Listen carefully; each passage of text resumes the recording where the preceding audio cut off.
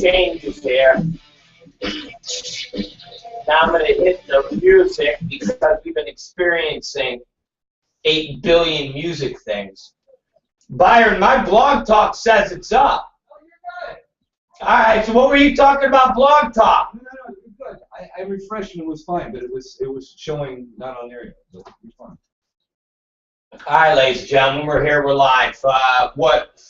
I know we're not on adult FYI because we have a video in its place, which means I have to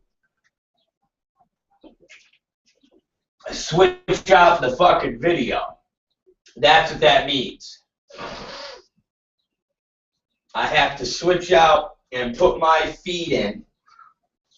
I did not do that this morning. I know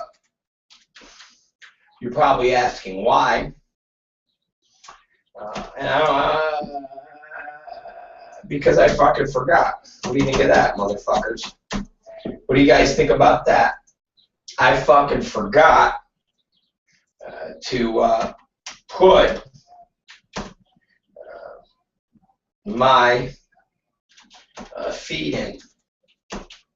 So, of course, you're not getting it. So, I'm sorry about that. So you guys are going to have to just bear with me for about a minute while I adjust that. What do you think of that? Are you guys all right with it? There's a lot of things going on today, everybody. Okay, so please, enough. Enough! I gotta set up the shades here. Now I gotta go get the fucking feed. I'm gonna get the feed here. I'm gonna click on it. I'm gonna publish the settings. I'm gonna pull it out of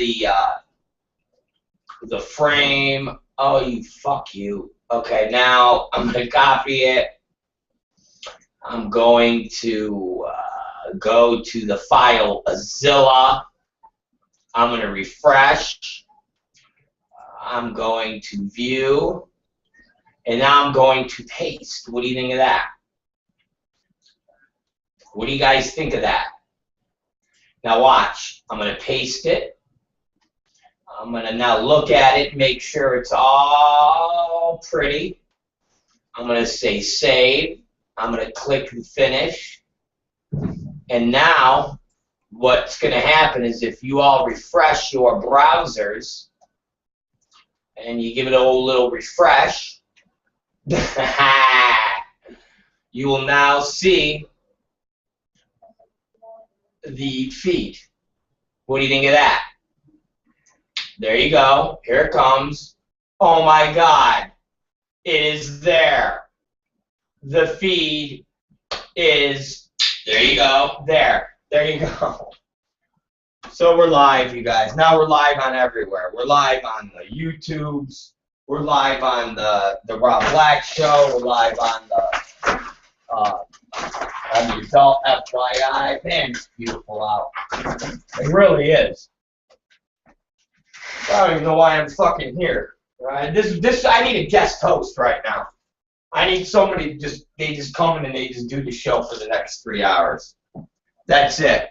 Someone called Jackie Joke Man Martling up and had him come in here so he could do this fucking program right now. So I could go to the fucking beach. I just want to go to the beach right now. Just go to the beach. Just hang out. So, let me have a drink. How was your guys' weekend? Did everybody have a good weekend? I had a good weekend. I had a pretty good weekend. Like, better than a average weekend. I'll go into that with you. I don't know if it's like a artsy fartsy funny story where I could get into making you all laugh. I don't know. I don't even know if I feel like I'm in a make you laugh, feel good day. I don't even know. Not that I'm not in a feel-good laugh day. But I don't, I think I might have blew my load Friday with pure laughter and comedy. Seriously, I think I did. I think that Friday was my last day that I got in me for pure comedy and hijinks. We were talking about a lot of things that were completely retarded. We were just retarded stuff. Jesus Christ. Let's see. I know I was cleaning off my desktop, and we were organizing my stuff. We're making a whole bunch of changes into what we're all doing, and we're doing this. I want all the hands. I see. That's my tribute to Kelly Shabari. That is the Kelly Shabari tribute. I want all the hands. So that's what we were doing Friday, and it was getting a little out of hand. We were also, if you go to Adult FYI, or if you go to the ROBBlackShow.com, we were playing a video that it looks like it's a gay molestation video. It does. That's what it looks like. If you go to, I'm gonna have to mute it too, because if I go to it, it's gonna blare out my live feed. It's called Every Man's Battle, the movie. It's a trailer, and what that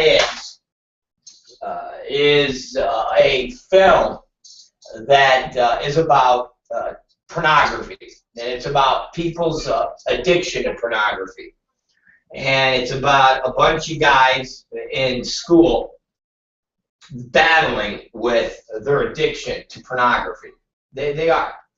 It's their battle and their struggle to cope with pornography. And they have a teacher, I think his name is Professor Chomo, and Professor Chomo tells them that if they have problems and they can't cope with this on their own, to feel free to give him a call, go see him, and him and the students will work together to get through their obsession and addiction to pornography. So we have that video on the ROBBlackShow.com. It's very fascinating. It's very interesting, and trust me, you guys need to look at it. That way, maybe you can kind of feel what these guys are going through. I know that I've often, since I've been broadcasting this video, I've often watched it.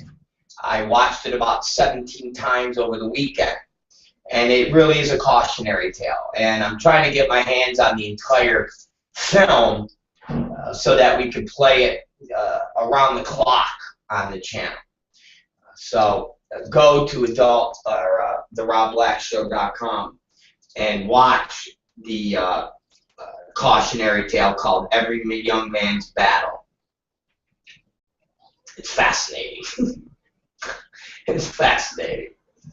And Jesus Christ, what the fuck else? Man, there's, you know what? There's just so much shit to get to that I don't know 100% what to get to. Katie Summers has sent me a picture. Oh shit. Katie Summers actually has a video that she sent me of a guy dancing in the street. He's called Dancing Jesus Guy. And she sent that to me. Now, we might have to, depending on how long the Dancing Jesus Guy, we might have to send that out on the old Twitter or on the old Instagram. Not real sure, but let's see how long Dancing Jesus is. She hit me up this morning and said, I'm on my way, and I'm walking the dog, and there's a man that's dancing Jesus. I'm looking at a dancing Jesus guy. But it's sideways. Why the fuck is it sideways? It's the dancing Jesus guy, and it's sideways. Okay. Okay. Guys, this is good though. Dancing Jesus is sideways. I like dancing Jesus, Catherine. I like the dancing Jesus guy. So there's a dancing Jesus guy on Lancashire Boulevard, and he's dancing. So we're definitely gonna have to possibly post that on our Instagram. Oh shit! There's more of a dancing Jesus guy. How long is this video? Oh shit! Yep, there's dancing Jesus. Now Katie's chasing the dancing. Oh Jesus! She's chasing the dancing Jesus guy. These are pretty good. I'm gonna have to turn them in the camera. Listen, guys, if you guys are critiquing my video skills with the car damage in the parking lot, you're definitely gonna critique her fucking video skills. Okay? She's got the fucking camera going sideways, for Christ's sakes. Oh man, classic. Classic. Have to get that out. All right. All right.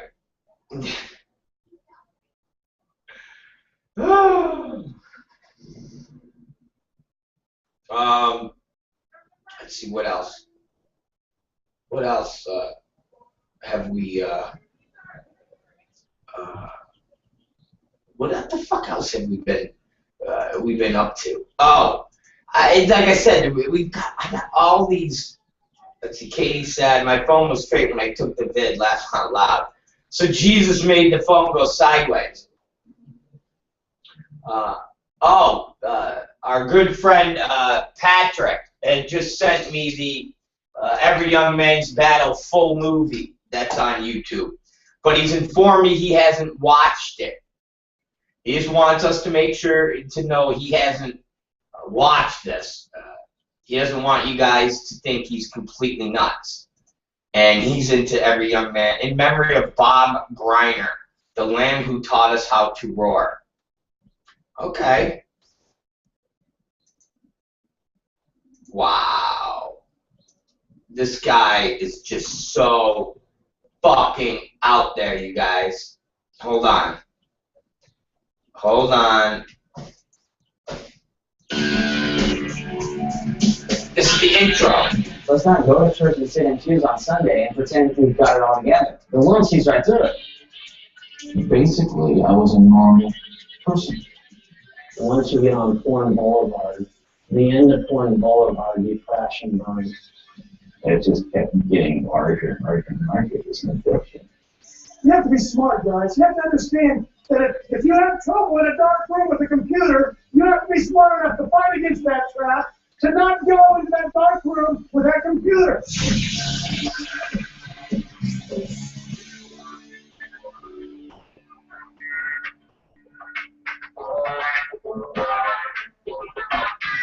This is horrible. This is the Gettysburg battlefield, site of one of the most fierce battles of the Civil War. It was here that over 51,000 young men were either killed, wounded, or captured. Men who were filled with great potential and dreams for the future, yet never lived long enough to fulfill those dreams because they became a mortal casualty of the battle fought here. Today, young men are in the midst of a battle, not one of cannons, guns, and quests for territory, but an inward one of sexual integrity that involves a man's very soul. We live in a society that views sex as a recreational sport to be experienced as an entertaining pursuit, void of any real adverse consequences. The advocates of this philosophy say, why not experience it? After all, we were physically made this way. We're just following the course of nature. So today, as never before in history, we see a thriving industry that through various products and means seek to attract the sexual interest of men.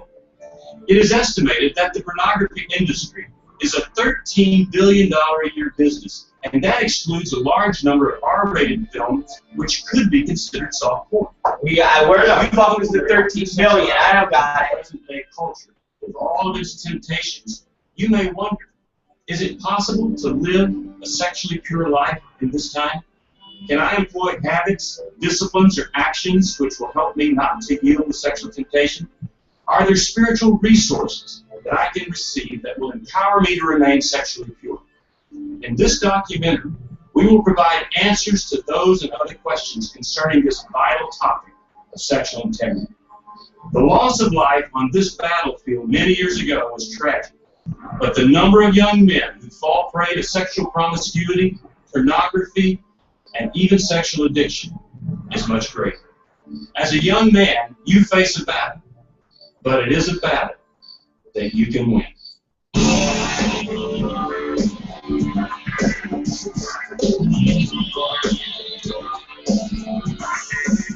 Great music. 30 million people log on to the internet. An estimated $10 billion spent annually by Americans on pornography. 8 to 10 billion. None of it goes into our pockets. Combined circulation of Playboys and Penthouse exceeds 10 billion. Bullshit. What should the church do? Only our bulletproof or at least free from it.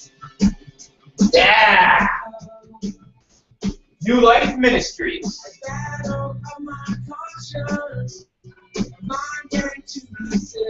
Steve Fiesel, executive producer. Co-producers Richard Shelley.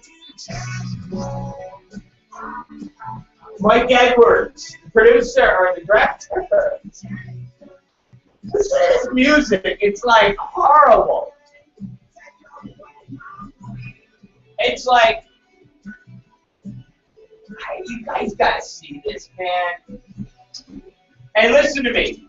We're working. Let me explain this to you guys, because I'm not even going to waste our time with this right now. Why? Because we're working. Let me explain to you guys. Okay. I have recently. Okay. And when I say recently, in like the last 3 days, I had to go far and wide.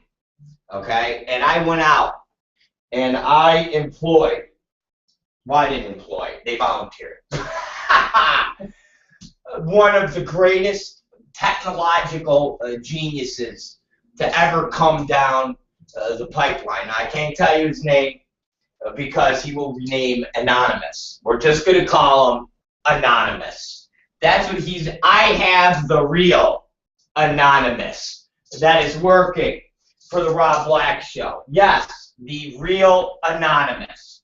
That's all I can say to you. He's old, like Tom Byron, just fucking old as dirt, but he's anonymous. And he knows shit, knows a lot more than I do. And he's currently putting together a lot of things for the Rob Black Show. One, our Roku channel, which is already actually up. If I gave you guys the code and you have Roku, you could push the button and see my beautiful fucking handsome face. Real handsome, I might add. Deliciously handsome. Number one. Number two, currently putting together the video blaster so that we can make the show be beyond phenomenal. Okay, do you know what phenomenal is? Take it beyond phenomenal. Picture coming on a girl. Just picture coming on her. Okay, you just came on her. And you went, oh, that was fucking phenomenal. Times that by 10. Times it by 10.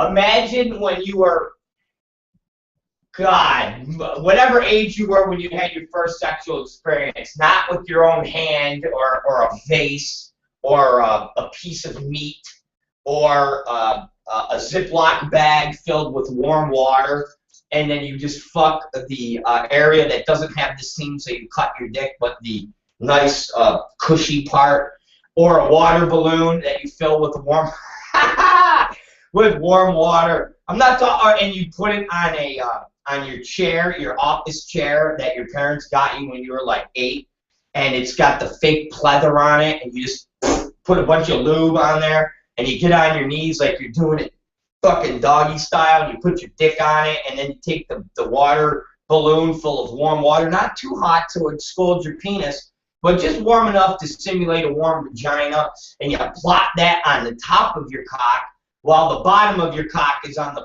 pleathery chair, and then you thrust back and forth. Not saying that I've ever done that, but if you have, and you orgasm, that's not the feeling I'm talking about. I'm talking about the first time your penis, okay, your penis, okay, was inside of a woman's vagina. Or, for my gay friends out there, for my Dallas Buyers Club friends, okay, the first time your penis was inside of a man's anus, okay, right in his anus, that time. And you ejaculated. You ejaculated. Take that experience, times it by 10, and that is how awesome the show's going to be once the vid blaster is set up. That's the only thing I can explain. Why? Well, the video that we're just talking about, Every Young Man's Battle, I'll be playing that. I'll actually be able to play that and talk to you while I'm playing that. So I can sit here, push the button, and we'll be playing Every Young Man's Battle. And you guys will be watching that with me. We'll be watching it together. As if in this film they show a bunch of the kids getting together and watching porno together. Presumably they're going to masturbate. I don't know if they'll masturbate on each other, but one would think that one of them, I would imagine, would lean over and ask if you could help him out and give him a free one. I'm not sure, but one could only assume. That's not what we're going to do when we watch this video together. But if you guys wanted to, in the privacy of your own home, rub one out as if you're rubbing one out while you're watching the program with Rob Black, I think I'd be fine with that. I think I would. I think I'd be fine with that. Yeah, I think I would be fine with that. I think I would be fine with that. Okay?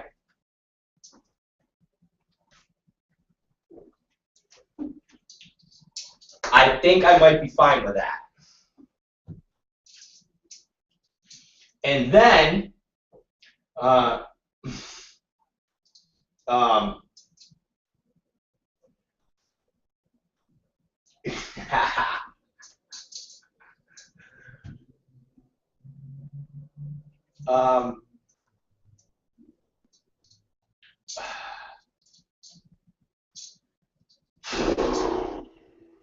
other fucking video could I get?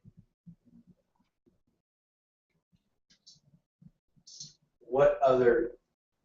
Okay, then I can play. I'm just trying to see what else I could play on this.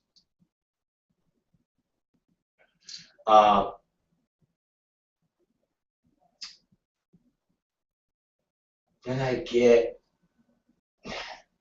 yeah, yep. Then I get, we could play two things at the same time. We could play two things at the same time. Yeah, yeah. I love it. So there you go, ladies and gentlemen. That's what we'd be up to. Hopefully, we'll have that kicking in the next day or two. but it's we're doing like 3 things at one time. And when I say that, we're working on the Roku, which I guess I'm debating. I think I find that more important than the Vid Blaster, because the Vid Blaster we've waited for 17 years. Literally, we've waited 17 years for that. And the Roku, I don't know why I'm very excited about that. I think I'm excited because I am on the goddamn Roku, and I know everybody else is on the Roku, and I find it a way that we can get everybody kind of up to snuff in what we're doing, and it's something that we can really build on. But hey, what do I know? Maybe it might be a big fucking wet fart too. I don't know. I don't know. Who knows? Who knows? But needless to say, these are the things we got going on right now, and they could be pretty good with Anonymous. Seriously, that you've heard of the Anonymous group that go after websites, and they go after people like that, and they're like trained assassins. They're trained internet assassins. That is who we have working for us right now. He's a trained internet assassin. Do you understand what I'm saying? A trained internet assassin. And we'll see how that works. And then I got Patrick sending me videos called Anti-Masturbation Aid for the Deaf. And their videos where deaf people are talking about not masturbating. And it's like a religious thing. And so, well, this is another one. Okay, maybe I don't even know what's going to be equally awesome. How about both Vid Blaster and Roku at the same fucking time? How's that? Because this is pretty good. There's a guy talking, well, sign languaging about don't masturbate because it's against God. And the guy is literally doing this shit. He's going like this. He's going, picture sign language.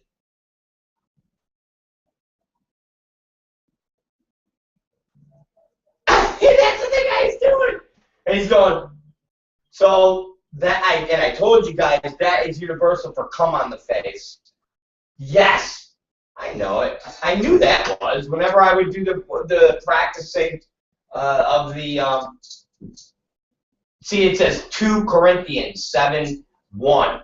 So they're actually going through chapters from the Bible about masturbating.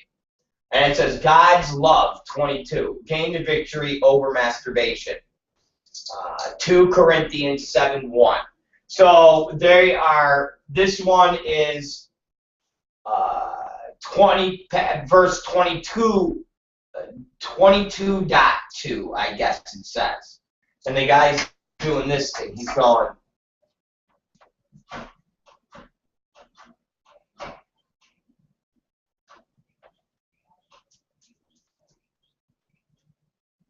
that's exactly what the guy's doing. Now he's doing this. Guys, it's John, it's 1 John 3.20. That's the Bible chapter verse from that. This is fascinating. Patrick, thank you for this. And I'm telling you, when we get the system set up, this very well could be some of the greatest television that you all have ever seen. So, yeah, that's going to be good. So, we got a lot of good things going on. Who knows if any of them will come through, but we got a lot of good things going on. And we got cars in the parking lot trying to start up. They don't seem to be doing too good with their starting up process.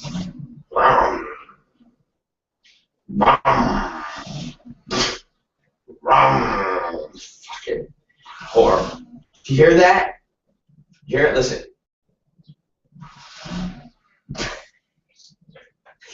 That car ain't going nowhere. I've heard a car like that before. And you know what that means? They ain't going nowhere. That's a broke ass fucking car. Sorry, car. You're broke. Oh shit. He got it. He got it. He got it. He got it.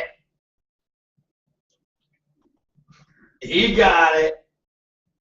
Oh Christ. He got it. He's got it. Alright, man. Motherfucker's got it. He's got it. Oh, man. He's got it. He's got it. He's got it. He's got it. Jesus Christ. He's got it. Alright. Well, the guy's got it, for Christ's sakes. Guy's got it. Alright. Well, ladies and gentlemen, the guy's got it. He's got his car started. Yeah. Rock on, brother. Rock on. Alright, he's got it. The guy's got his car started, and we are rolling. So, you guys want to hear a funny story from this weekend? You guys want to hear a funny story? Okay.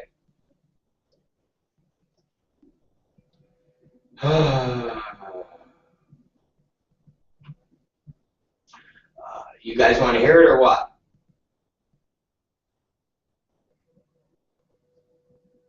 You guys want to hear it? Do you guys want to hear it? Do you guys want to hear it or what? Alright. So, Katie, what's the name of the restaurant? Katie will have to tell me.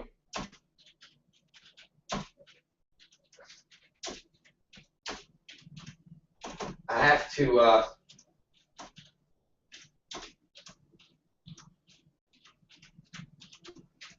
get that for right, because I'll say it wrong anyway. I want to make sure about the right one.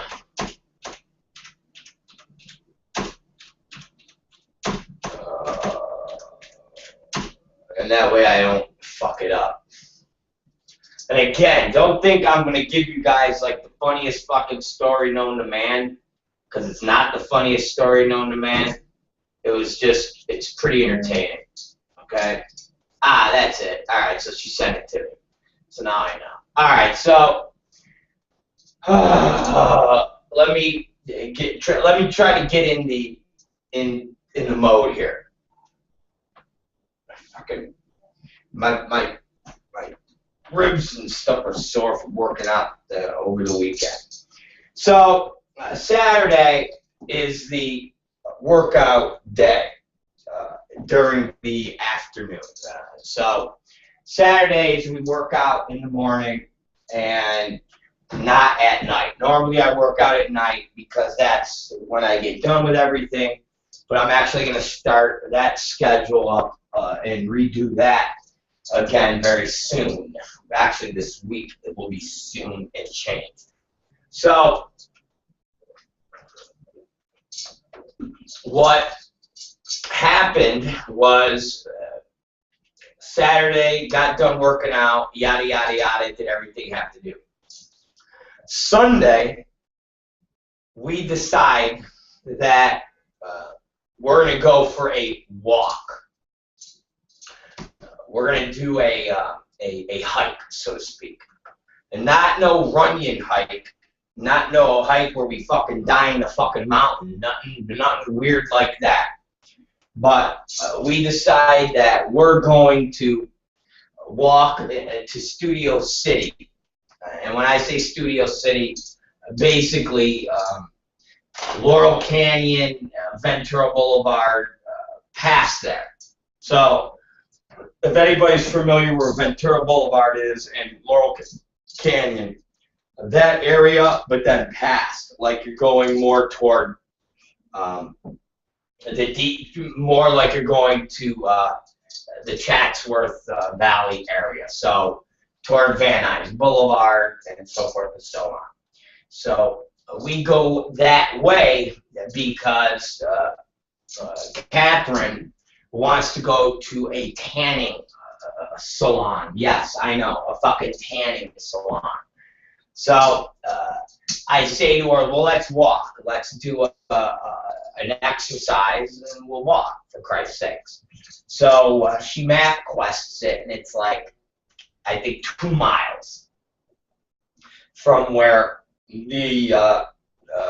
where her place is. So I said, let's walk there. That's 2 miles, and then we walk back. That's 2 miles, so it'll be a nice 4-mile exercise. So we walk to her tanning salon, and we go in there to tan. And she goes in the back to tan, and it's like a 10, 12-minute process that leaves me in the front. And so the girl in the front goes, do you make special effects? I'm like, what? She goes, are you in the special effects business? I've never, ever heard that before.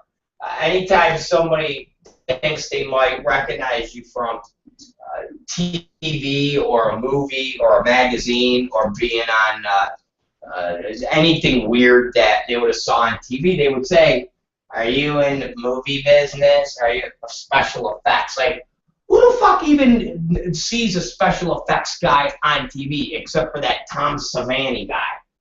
Other than that, who the fuck goes, yeah, hi, I'm Bill Baggins, and I blow shit up. And I literally, and I go, no, and I put my head back down looking at my phone. And I actually had to pick my head back up and go, I go, you mean blowing shit up special effects? She goes, yeah. And I go, no. She's like, what do you do? This motherfucker. I said, like the TV, internet, radio shit, stuff like that. And I start laughing. And I'm like, do I tell her? You know, like, do I get it? And I'm just like, nah, I'm just going to put my head back down because I really am not thoroughly wanting to engage in a conversation with this fucking fat girl at the tanning salon. Maybe if she was a little better looking and not as fat as she was, I would have been more apt to have a conversation with her. But literally, she's one of those girls, and it's weird because it's not even it's like beyond a body cone girl. It's like a neck girl because she sat at the counter and talked to us, and you couldn't tell she was fat. But literally, if you looked from her like neck down, she's big fat girl, and it was like normally you could tell a fat girl that has a body that needs a body comb, where they got big tits and they're attracted from titties up. This girl, this wasn't even big. It was like tits were fat. She was just a big sloppy blob of shit. So it was like neck up. So it was like, just don't even talk to me. And I put my head back down and I start looking at my phone because I'm really into the whole Malaysian airliner that's fucking missing. So I got swallowed up by the Bermuda Triangle or something. I mean, these crazy gooks are fucking like, we don't even know if the plane might have landed. Where the fuck did it land at? What is it, Lost?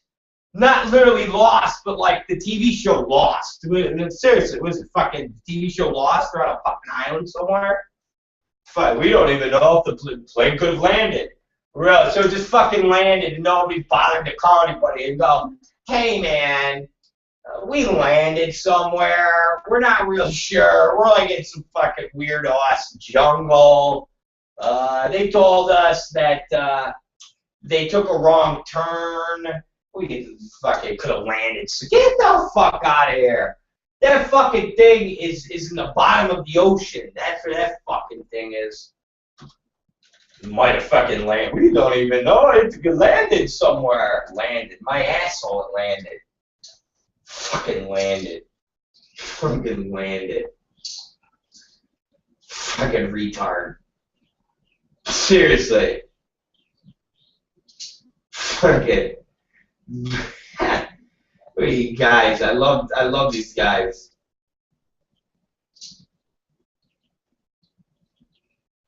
Fucking. It's crazy. It's all crazy. Anyways, let me continue. Anyways, I'm sitting there studying my phone about the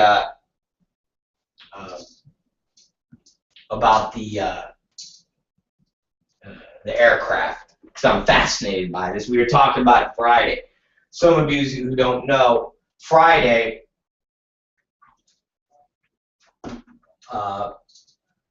the story broke while we were on the air about this Malaysian airliner that just fucking gone. Fucking gone. Just gone. It's gone, these motherfuckers. Okay? Gone. Just gone. Gone. That's all. Fucking gone. Anyways, so fucking girl, yeah, okay, great. You know, no, I'm not in special effects. You know, nothing like that. Not you know, not in special effects, nothing like that. So we oh god, it's like a whole thing.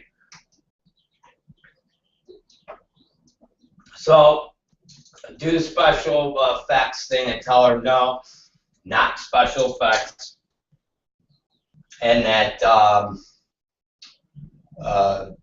let me look at the airline fucking disaster thing.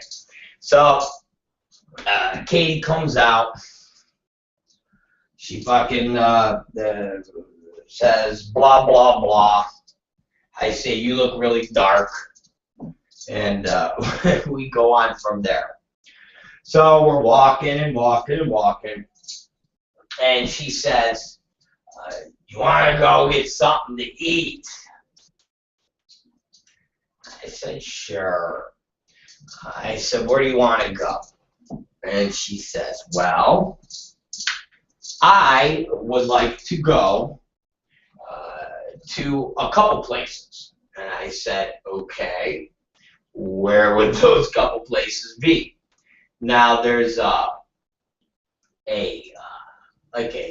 Jesus Christ,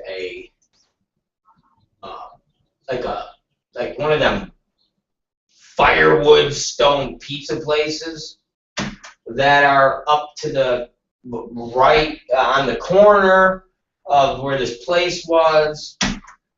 Then there's another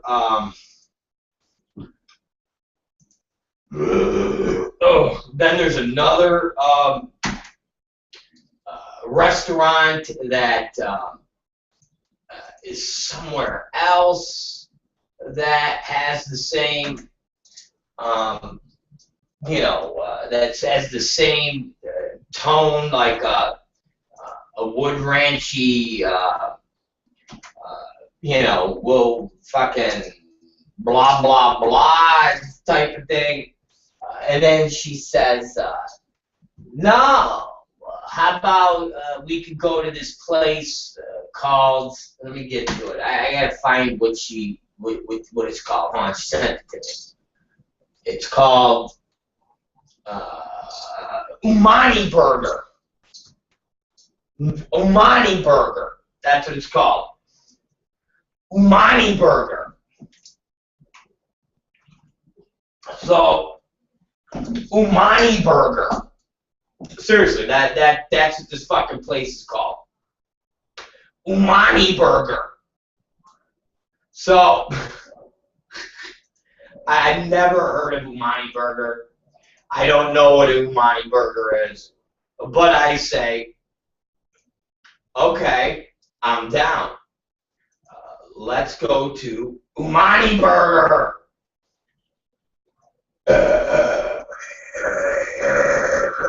So we walk, I don't know, another fucking half a block. I think maybe more than that, maybe 2 blocks, and we get to this Umani Burger. Now, I'm not a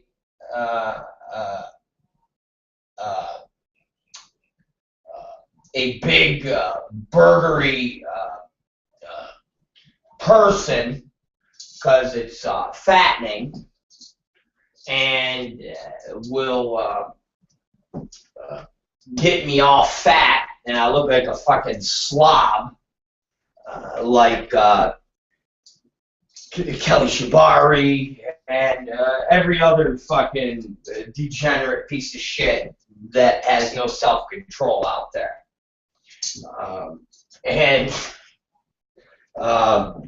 I don't want to do that. But suffice to say, I figure we're walking and doing the whole thing, and so I said, fuck it, we'll go to Umani Burger.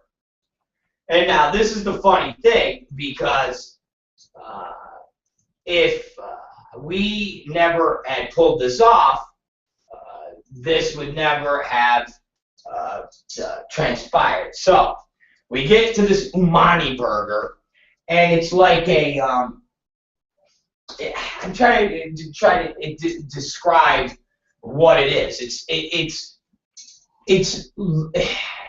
like a fucking a high-end burger place, but it wasn't. The pricing wasn't like $1,000. Fucking almost as if you went to like the Red Robin, like somewhat of a gourmet hamburger place, something like that. And the concept is they even put their like initial, like a branded initial on the top of the burger. So it's this high-end type of vibe. So I'm thinking, okay, neato.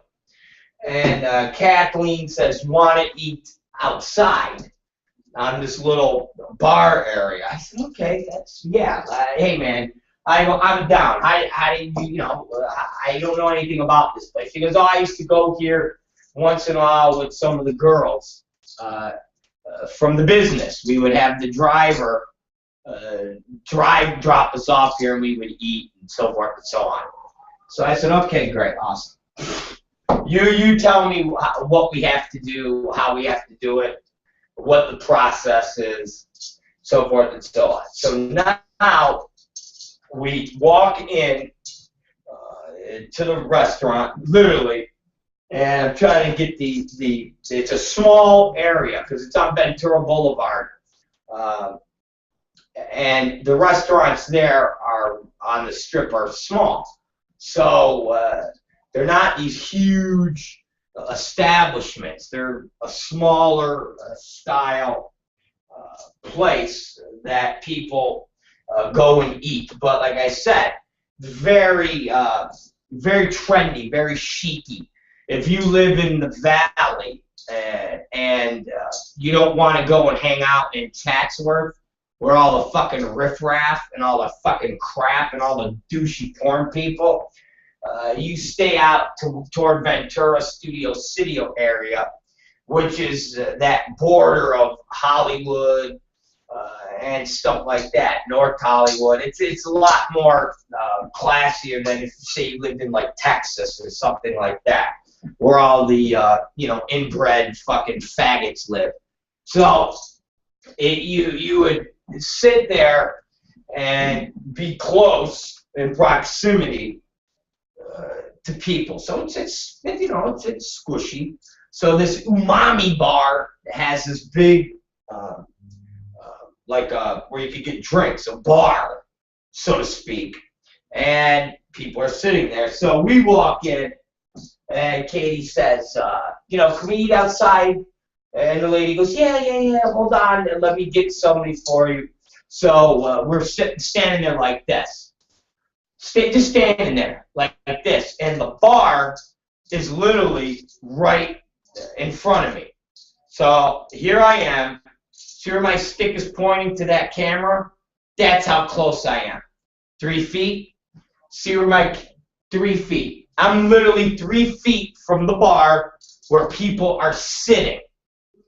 Okay? People are sitting at the bar. Literally 3 feet from me. I literally could fucking just lunge over and punch someone right in the fucking face. That's how close I am to the people at the bar. And you know me, I'm like this, with my hands in my pocket, like looking, going, okay, they got the TVs on. I'm looking at my Malaysian air traffic cruiser that's falling, and nobody can figure out where it is. The place is packed, a lot of trendy looking fucking people. I go, that's cool. And now to my right, I look, and 3 feet from me, it's one of those double takes where I look straight ahead, I look again, I look straight ahead, and now I look to the left of me to look around to see if anybody else notices who I'm noticing at the fucking umami bar there. And if anybody else is making a big deal, or if I'm the only one like a little bitch that is making a big deal. So I'm literally like, okay, does anybody notice who I'm looking at right now at the umami bar, drinking a Coke, just chilling? And I'm like, okay, I'm going to look again at this person and see if anybody else recognizes. I go, okay. I go, no, nobody else seems to, okay. And now Katie's next to me, and I go, hey. And she goes, what? And she goes, we're going to sit down in a second outside. I go, whoa. I go, hey, you know who that's right there? And she goes, oh, my God. I go, yes, that's Quentin Tarantino right there. She goes, oh, my God. She goes, you should say something. And I go, what the fuck do I say? What do I say to him? I go, what the fuck do I say? I don't want to bother me sitting there. I can touch him. He's right there. What am I going to say to the guy? Hey, man, you're fucking, I'm like, and she goes, oh, my God, you got to say something. I go, no, I haven't got to fucking say shit. So the lady goes, okay, guys, let's go outside. So now we go outside and sit at the bar area. Okay, so now we sit at the goddamn bar area. Okay? Now we sit at the fucking bar area. And this is the funny thing. We sit at the fucking bar area where now we sit at the bar area, which is beyond weird, but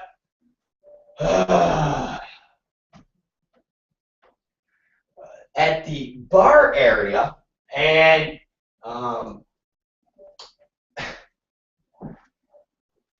it's right outside the window. Okay, so now it's right outside the window. literally right outside the window where Tarantino's sitting. Literally, it's right outside the window where fucking Tarantino is sitting. And I can't, I'm looking at him. He's looking at us. I'm looking at him. He's looking at us. And I'm like, Jesus Christ, Captain, I can't eat. And there's Quentin Tarantino. He's just sitting there. He's eating or just drinking his Coke. What the fuck? I can't. And she goes, you're like a little bitch. And I go, yeah. I go, it's very bitchy right now. Okay. Yes. I go, it's very, it's definitely very bitchy. I go, it's definitely very bitchy.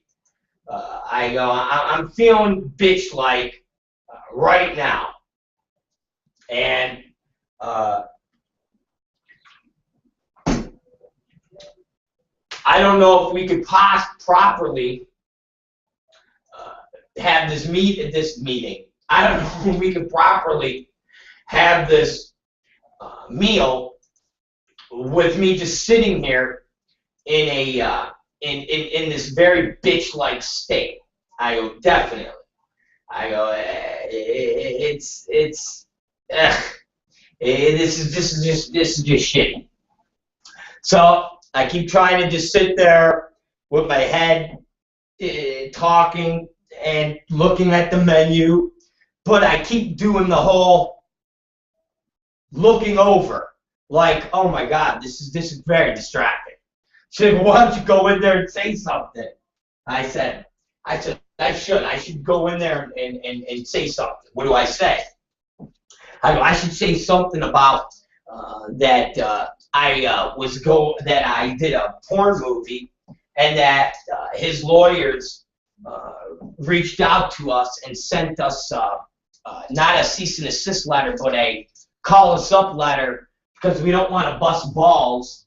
But what we want to do is find out more of what you're doing, you little jerk off. And I go, I should go in there and say something. And she's like, go do it. I go, I got to do it.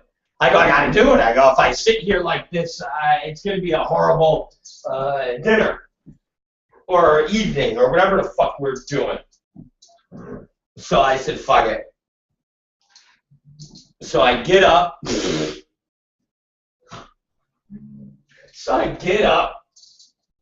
Walk into the fucking restaurant, and he's now, again, just sitting there drinking his Coke, looking at, just chilling, and I go, Quentin, and he's like, hey, how you doing? Exactly, hey, how you doing? He's really bigger now. He's not thin. He's definitely heavy. I mean, he's fucking heavy.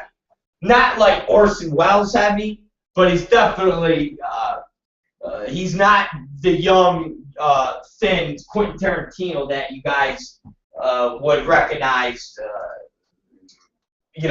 recently. He's big. He's bigger. And I take his hand. I go, that's what I tell you. Huge fucking fan. And he's like, oh, thank you. Sounds just like he does in the when you see him in an interview. I've watched all your shit since. Thank you, man. Thank you so much. It's so cool. And I gotta tell you this. I don't even know how to talk. I'm sitting here fumbling around. And he starts laughing. Drew grabs his Coke. Now we're having a conversation. We're like, it's not just like a fag boy, but now it's like he drinks his Coke. He's like, yeah. And I go, I make a porno. Oh, you do? Okay. And I go, I made this porno called Reservoir Dogs. He goes, really? And I go, yeah. And I go, and the way I did it is I switched all the guy characters and I made them with women characters. And then we did your dialogue and stuff. verbatim. He's like, really, really fascinating, really, really, that's cool. And I go, well, actually, I got not a letter to stop doing it, but I actually got a call from one of your attorneys that was questioning what we were doing, and they just wanted to make sure that we weren't like using guys and like trying to like steal on the movie. So, oh yeah, yeah. And I go, so that was kind of cool. He goes, what's the movie? What, I'm gonna check that out. And I go, it's called Reservoir Dogs, D-O-G-G-S. And I go, I went by the name of General Stone. And he's like, okay, And he's like, you know, sure, he's probably, he's like, yeah, okay, fuck off, you porno jerk off. But he seemed like he was registering it in his head. And I go, he goes, I'm going to check that out. And I go, it was really good, and it was just awesome. And I just wanted to tell you that because if I, in a million years, I probably would never, ever meet you and be able to tell you this connection that we have. And he goes, that's really funny. I go, yeah. I go, well, I don't want to keep taking you time from you, but if I didn't come over and say this to you, I'd be sitting here in that window looking at you like a stalker. And he started laughing. He's like, ha, ha, ha. He's like, no, that's totally cool, man. He takes his hand out, shakes my hand, goes, hey, man, that was really great. And I was like, hey, thank you so much. And I left. And I go back and sit down, and Katie's like, ah! And I was like, wow, I feel like a faggot. I go, I feel like a Dallas Buyers Club right now. I said, Jesus Christ, that was gay. And I go, man, that's got to be the gayest shit I've ever been through. Ever.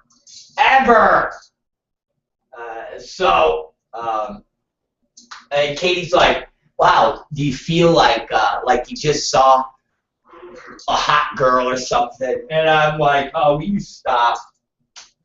And now I hit up Tom Fag Byron because I can't remember the lawyer's name that we dealt with.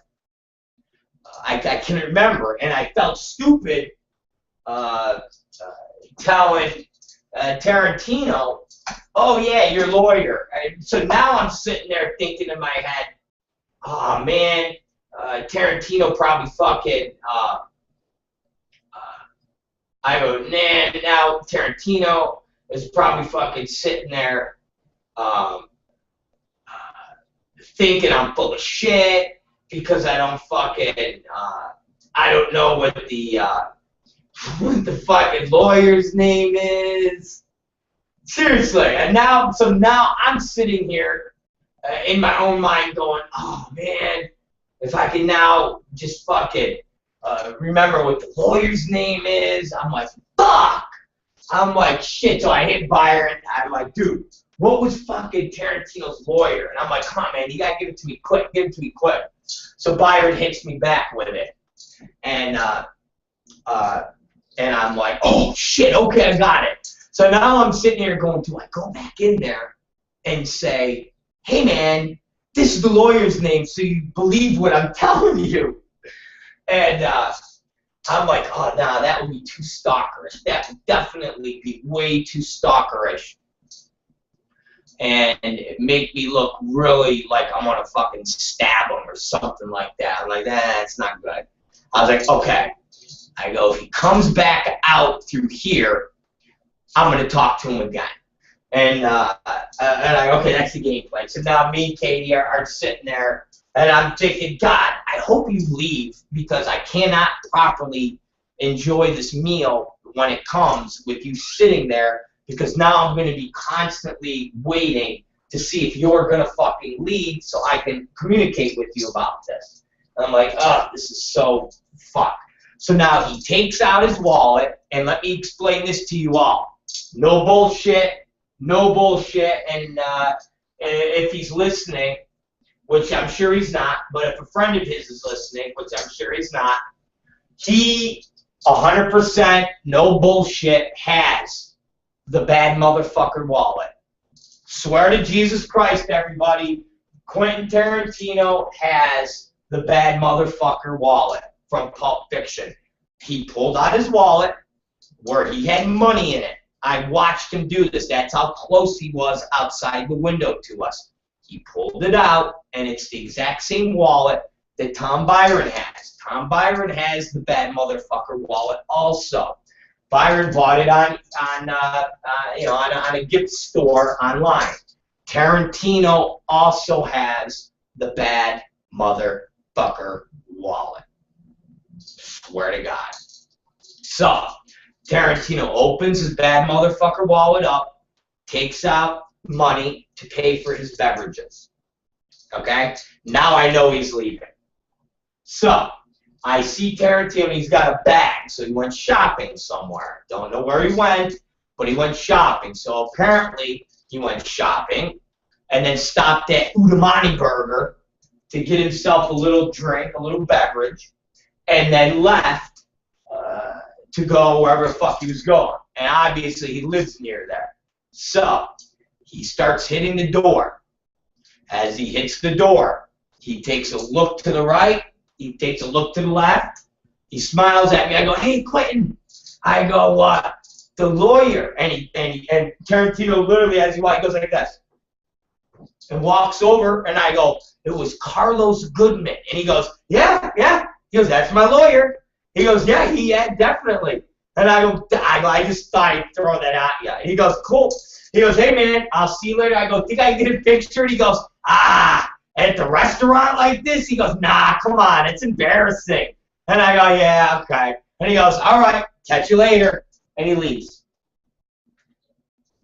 And I went, okay. And Katie goes, oh, that was great. He knows you're not full of shit with the lawyer. I go, yes, but I feel like a putz because I asked him for a picture, and he looked at me and said, in front of the restaurant, really? I'm a big whale now, and you want to take a picture of me in front of a restaurant to show people that I'm eating. And I went, that's not good. I go, I was going good. I was throwing around lawyer names. He knew I wasn't full of shit. And then I busted out the fanboy, can I have a picture in front of the restaurant? Jesus, stupid.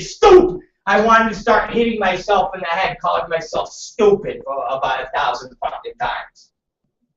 That's what I wanted to do. That is exactly what I wanted to do. Stupid.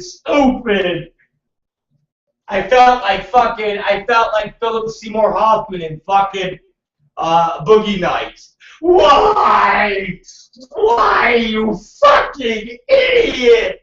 I'm so fucking fine. Why? It was like I went up to him and said, can I kiss you? Can I just fucking kiss you? Can I make out with you? Can I please?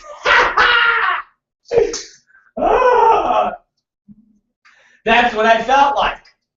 That was what I felt like. Can I just kiss you? Can I just kiss you? I just want to kiss you. Oh, I just want to kiss you. Stupid! Stupid! Dumb!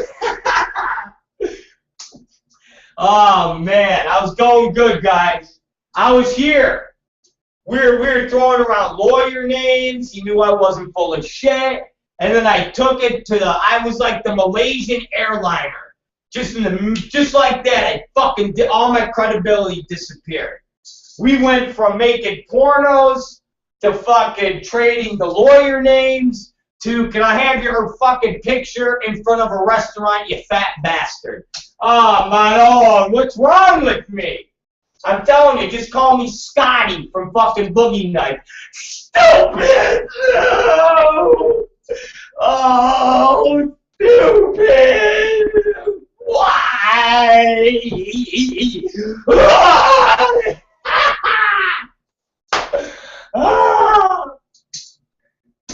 Oh, man. God.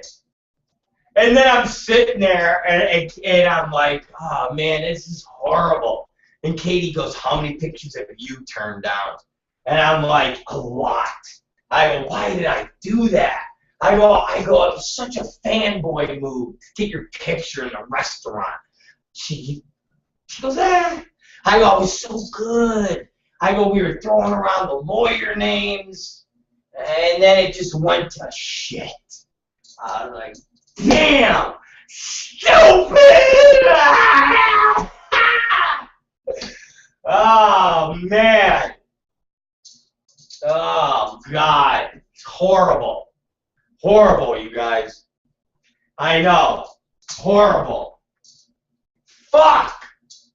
That was it. I blew my chance. Okay? I blew my chance. Alright?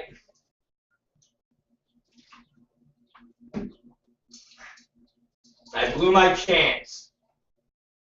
All gone. One of my fans, Tumov, said, you know, Tarantino's a big foot fan. Big foot fetish man. Yeah, I know. That I know, Tumov. Fuck, man. That was it, guys. The fanboy came out in me. Fuck, just call me Scotty from now on, guys. Just call me Scotty. I was just wondering, can I kiss you? Can I make out with you? Can I make out with you? I just want to kiss you. I'm sorry, I'm just drunk. I'm really drunk. I'm just really drunk. Well, there you go, guys. And then, are you ready for this? This tops it off. All right? And then this tops it off. Not that it's better than Can I Kiss You, Tarantino. Not that it's better, but it just shows you what kind of day it was.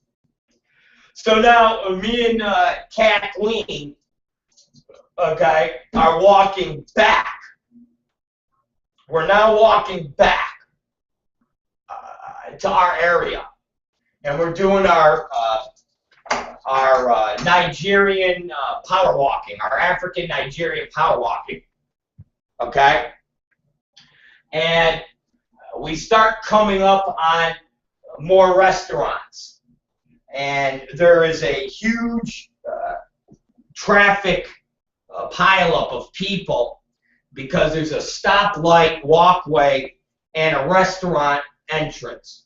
So now as we're coming up, we see some people, and we see a guy who's got his fucking kid, and he's got the kid, and he's spinning around with the kid. Woo! Woo! And I'm like, oh, I go to Katie, I go, oh, this fucking jerk off. I go, we gotta stop, because he's gonna wind up having this kid kick us in the fucking head. So now we stop, and we're like this, power walking, and we stop. And I'm looking at her, and I'm like, this fucking jerk off. I look at her again, and to the left of her, out of the restaurant, it's fucking Captain Kirk, Shatner. And I go, it's fucking Shat. I go, it's Captain Kirk. And Katie goes, oh my God. And look at him, give him the look, and I'm like, oh shit, we start keep we keep walking. And as we're walking, the guy swinging the retarded kids is like his son, and Shat's there with his wife. So it's his wife, Shatner, and like his son. His son's kids weren't retarded. I'm just saying, fucking goofball. And his son, apparently it's a son or his wife's son, somebody's fucking son, an older guy, probably my age, with fucking kids. And, you know, they're like, Dad, hey, it's Captain Kirk's, my grandfather, hey. And fucking, he's swinging them. And we're chilling with Captain Kirk. Booyah. Come on now. We got Tarantino and Captain Kirk in the same hour. That's all I got to tell you right there, ladies and gentlemen. So we start walking, and Kathleen's like, that's fucking Captain Kirk. That was fucking cool ass shit. And I go, motherfucker, can you believe that? I go, we were chilling. Because this is like the restaurant settings. This is like, I go, we were chilling at the restaurant, talking to Tarantino, and then when we left, a restaurant half a block down, and there's Kurt chilling out like, hi, Priceline.com, but just like smiling, and I was like, now, we definitely could have fucking mobbed him for pick. He was just waiting for a fucking pick. That's Captain Kirk. He loves being the center of attention. And I'm like, fuck it. Let's not even fucking, let's just get the fuck out of here and go. And I told her, I said, you got to admit, we're not talking about fucking when you go and see like fucking some fucking B-list fucking D-list shit-ass celebrity like fucking just garbage. I go, dude, Tarantino and Captain Kirk. I go, come on, man. I go, that, I mean, you can't get, like, cool. I mean, yeah, it's no fucking Brad Pitt. But fucking Tarantino, I mean, come on now. Talking about fucking A-list movie director. You're talking about, like, legendary fucking movie director. You know, I mean, you're not talking about some fucking no-name fucking jagoff that fucking appeared in Beverly Hills 90210 for fucking 2 seasons. And I go, Shatner, come on, that's just legendary. That's fucking Kirk, man. I mean, granted, he ain't A-list fucking Hollywood actor, but he's definitely A-list personality. I mean, that's the Shaq, for Christ's sakes. It's not Leonard fucking Nimoy. It's not Sulu, even though Sulu's good. It ain't Sulu. It's bigger than Sulu. All right? Fucking, come on now. So, we do our power walk, and then we get back to the North Hollywood area, ladies and gentlemen.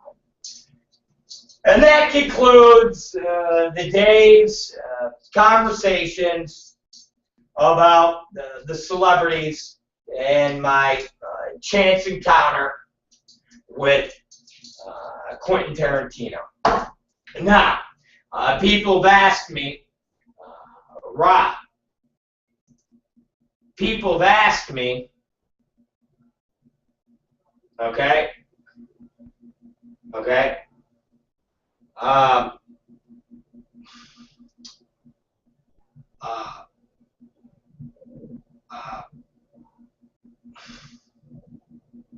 now,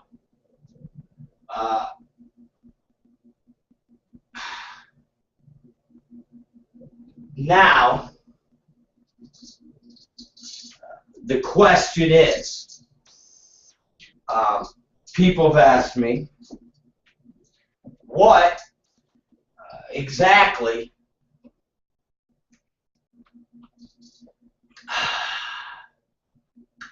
now the question is, what exactly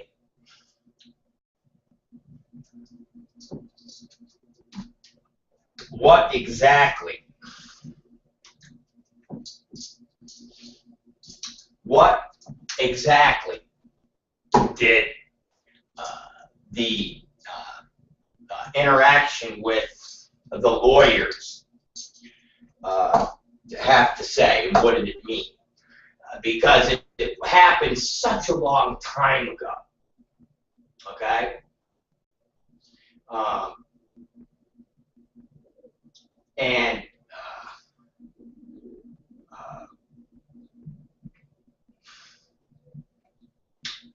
basically,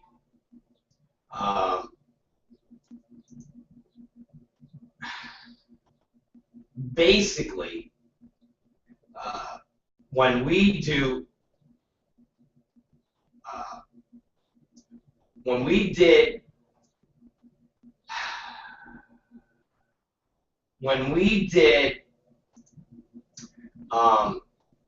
Reservoir Dogs, which was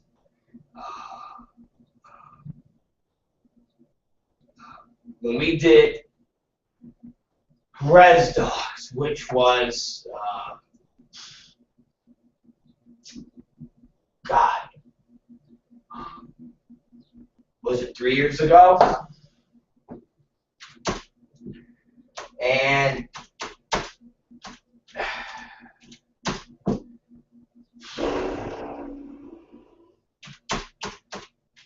fuck, I'm trying to think the exact time. I'm looking in my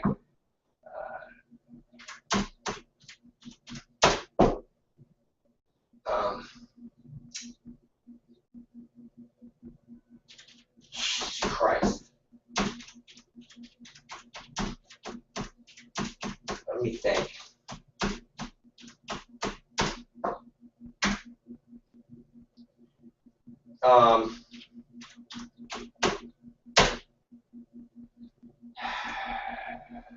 Trying to think.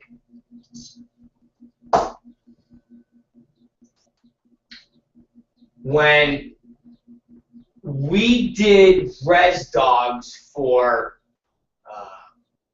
Exquisite, okay? Multimedia with Jerry Estrada. The concept that I came up with was I did make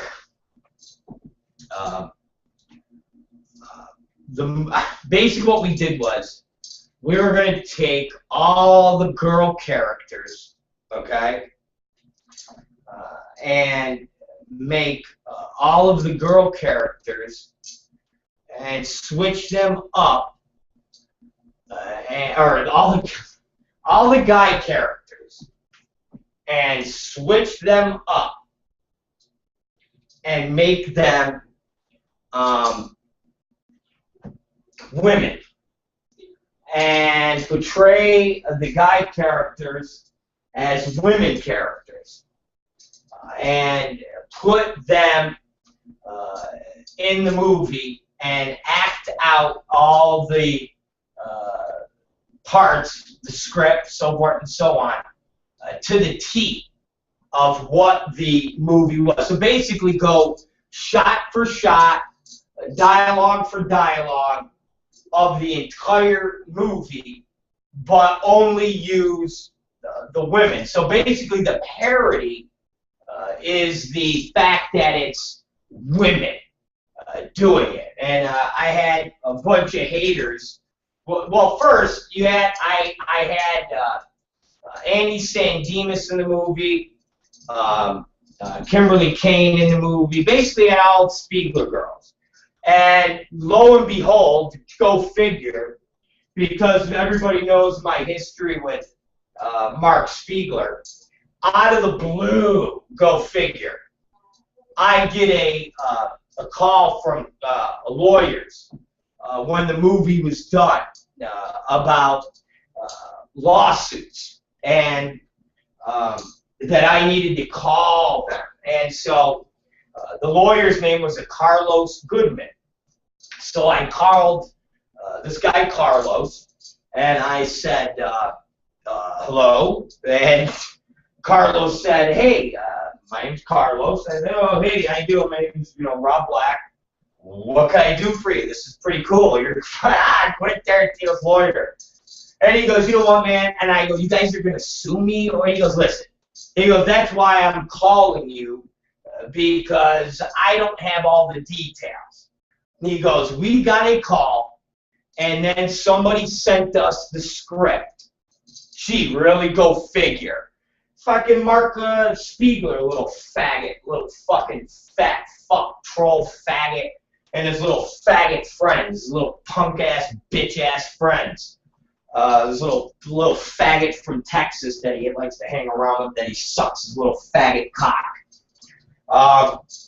And they like to fucking play little pedophile games. So these little faggots basically called up the Tarantino people, sent them scripts, and said that I was plagiarizing and I was doing all this stuff.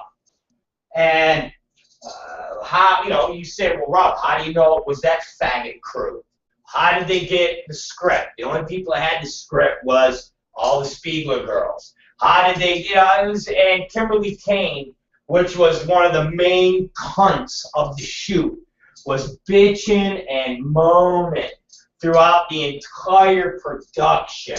And even the troll Spiegler was fucking bitching and moaning throughout the entire production. This is too much for the girls to handle. They're just little bitches, little bitch faggot fests. So Carlos said, well, what exactly are you doing? And I said, he goes, my understanding is that you're using guys and you're plagiarizing. And I said, well, I go, Carlos, this is what I'm doing. I go, I took all the girls. I took a bunch of girls. And I put them in the characters of the guys. And I made, instead of Mr. Pink, it's Mrs. Pink. Instead of Mr. Blonde, it's Mrs. Blonde. And I go, and we changed all the dialogue where it's he to she. So you basically have a whole bunch of porn girls dressed and acting like Harvey Keitel, acting like Steve Buscemi. And I go and I do it shot for shot, as if you're watching the movie, except it's girls portraying the roles. And he goes, and literally there's a pause, and he goes, haha, that's pretty cool. And I go, see? And he goes, oh, well, we were under the impression that it was told to us that it was basically a rip-off, but it was a bunch of guys, and there could be confusion. And he goes, this doesn't sound like there could be any confusion. And I go, definitely no confusion.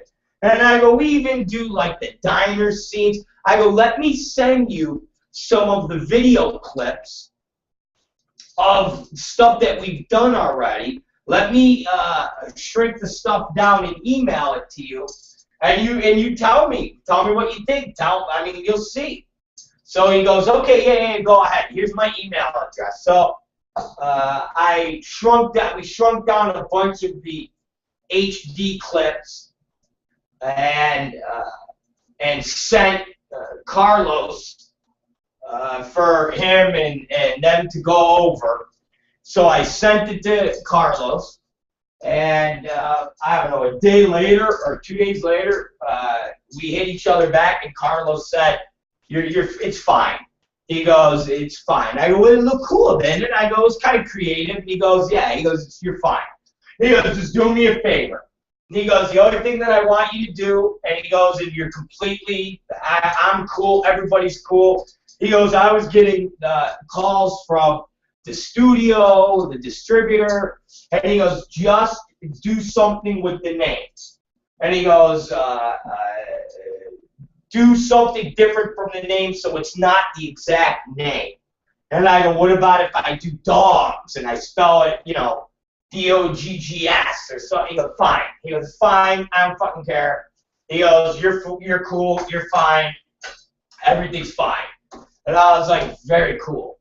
And he goes, that's it? And I was like, hey, Carlos, thank you so much for being, like, totally cool. And he's like, no problem. And that was it. And so I've always had Carlos's number and email. It was like I even got his like cell number, because at one point I had to call him in his cell. We actually probably had 6 phone calls, and he was cool as fuck. Like he wasn't an asshole at all. He was like, yo, this is what I hear. It's kind of silly. And when we even talked about selling, and we even started talking about the porn business, and he was like, how many do you think you'll sell on something like that? And I'm like, Carlos, if we're lucky, we'll sell 3,000 to 4,000 VHS copies. He's like, that's it? It's like, yeah. And I go, if we're lucky, we'll get $12, $13, $14. And he's like, oh my God. I said, well, how much do you got into it? I go, we made the movie for about $26,000. He's like, so you're gonna make like 25 grand? I go, yeah, that's it. And he goes, oh my God, that's really? He goes, I thought there was money in porn. I go, you and me both. And he started laughing. I go, you and me both, Carlos. I go, there ain't no fucking money in fucking porn. I go, there is no money in porn. And that was it. And we left from that conversation. And it was it. Done. End of story. End of fucking story. That was everything that involved the Quentin Tarantino life and the world and exactly what it all meant. And at the end of the day, that is where the Carlos Goodman conversation came from. And everything about Tarantino and how he had this weird interconnection with the lawyers. So some of you who didn't know that story, I think I told it once before, maybe once before we talked about it. Nothing too detailed. I think when we first launched the radio program, we talked about it, and I told the story, but nothing that was nothing was too extensive. So you guys are hearing the full dose for the first time. You guys heard the full dose for the first time. And that was that. That was it. That was the story about Reservoir Dogs, Carlos Goodman, and Quentin Tarantino. I think I should call Carlos now. Be like, Carlos, what's up? Think you could fucking do something for me? You could be my lawyer now. He was a nice guy, for Christ's sakes. He was incredibly nice. But that's it, guys. That's the Carlos Goodman story. That's the Quentin Tarantino story. We're going to, Jesus Christ, we got 18 minutes left on Blog Talk. If we take a break now, you know what? I'm trying to think, do I wait for the 18 minutes and talk after? And then we take a break after we go off the air on Blog Talk. I don't fucking know. Maybe we will. Maybe we'll do that. We could possibly do that. Could possibly do that. You guys want to do that? We could do that. We could fucking talk about the. We could talk about the. We could fucking talk about the Malaysian airliner and where the fuck that thing is. Does anybody want to know where that fucking airline is? And the fuck that it's gone and nobody seems to fucking nobody seems to be able to find it. All right, maybe we won't. Okay, we will. Anyways, Friday we were talking about the Malaysian airliner. Friday, or I should say Friday night, or it would be, it'd be, Jesus Christ. It'd be Friday night, but really Sunday or Saturday morning. Isn't that how it works with Europe and the time change?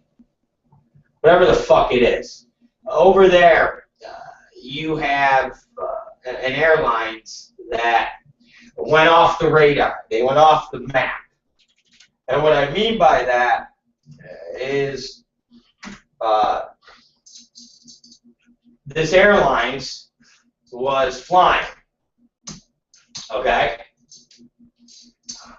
It was a Malaysian Airliners.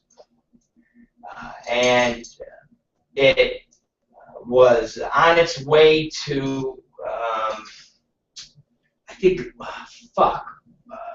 Taiwan, I think. I'm pretty sure it was Taiwan.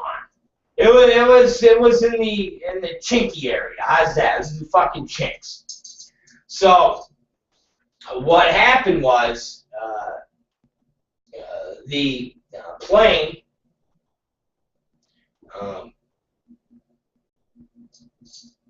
was flying.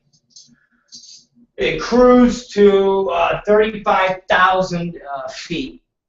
It was going for about an hour, and then just like that, it just disappeared. It went off the radar. Gone. Gone. Okay? No emergency signal went out. No beacon of health went out. Nothing. Just fucking vanished. And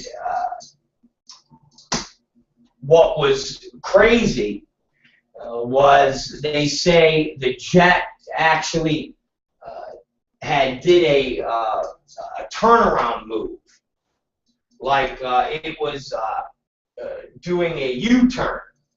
Okay, but they can't 100%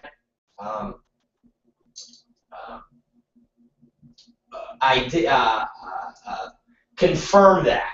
Now, another weird, creepy thing was two passengers that were on the airline were on there with stolen passports, which means somebody had stolen two people's passports had recently, and like I think they said in the last year or two. And these people bought plane tickets for this flight, and from what they're saying, the plane tickets were one-way tickets. They were saying that the tickets were one way, and so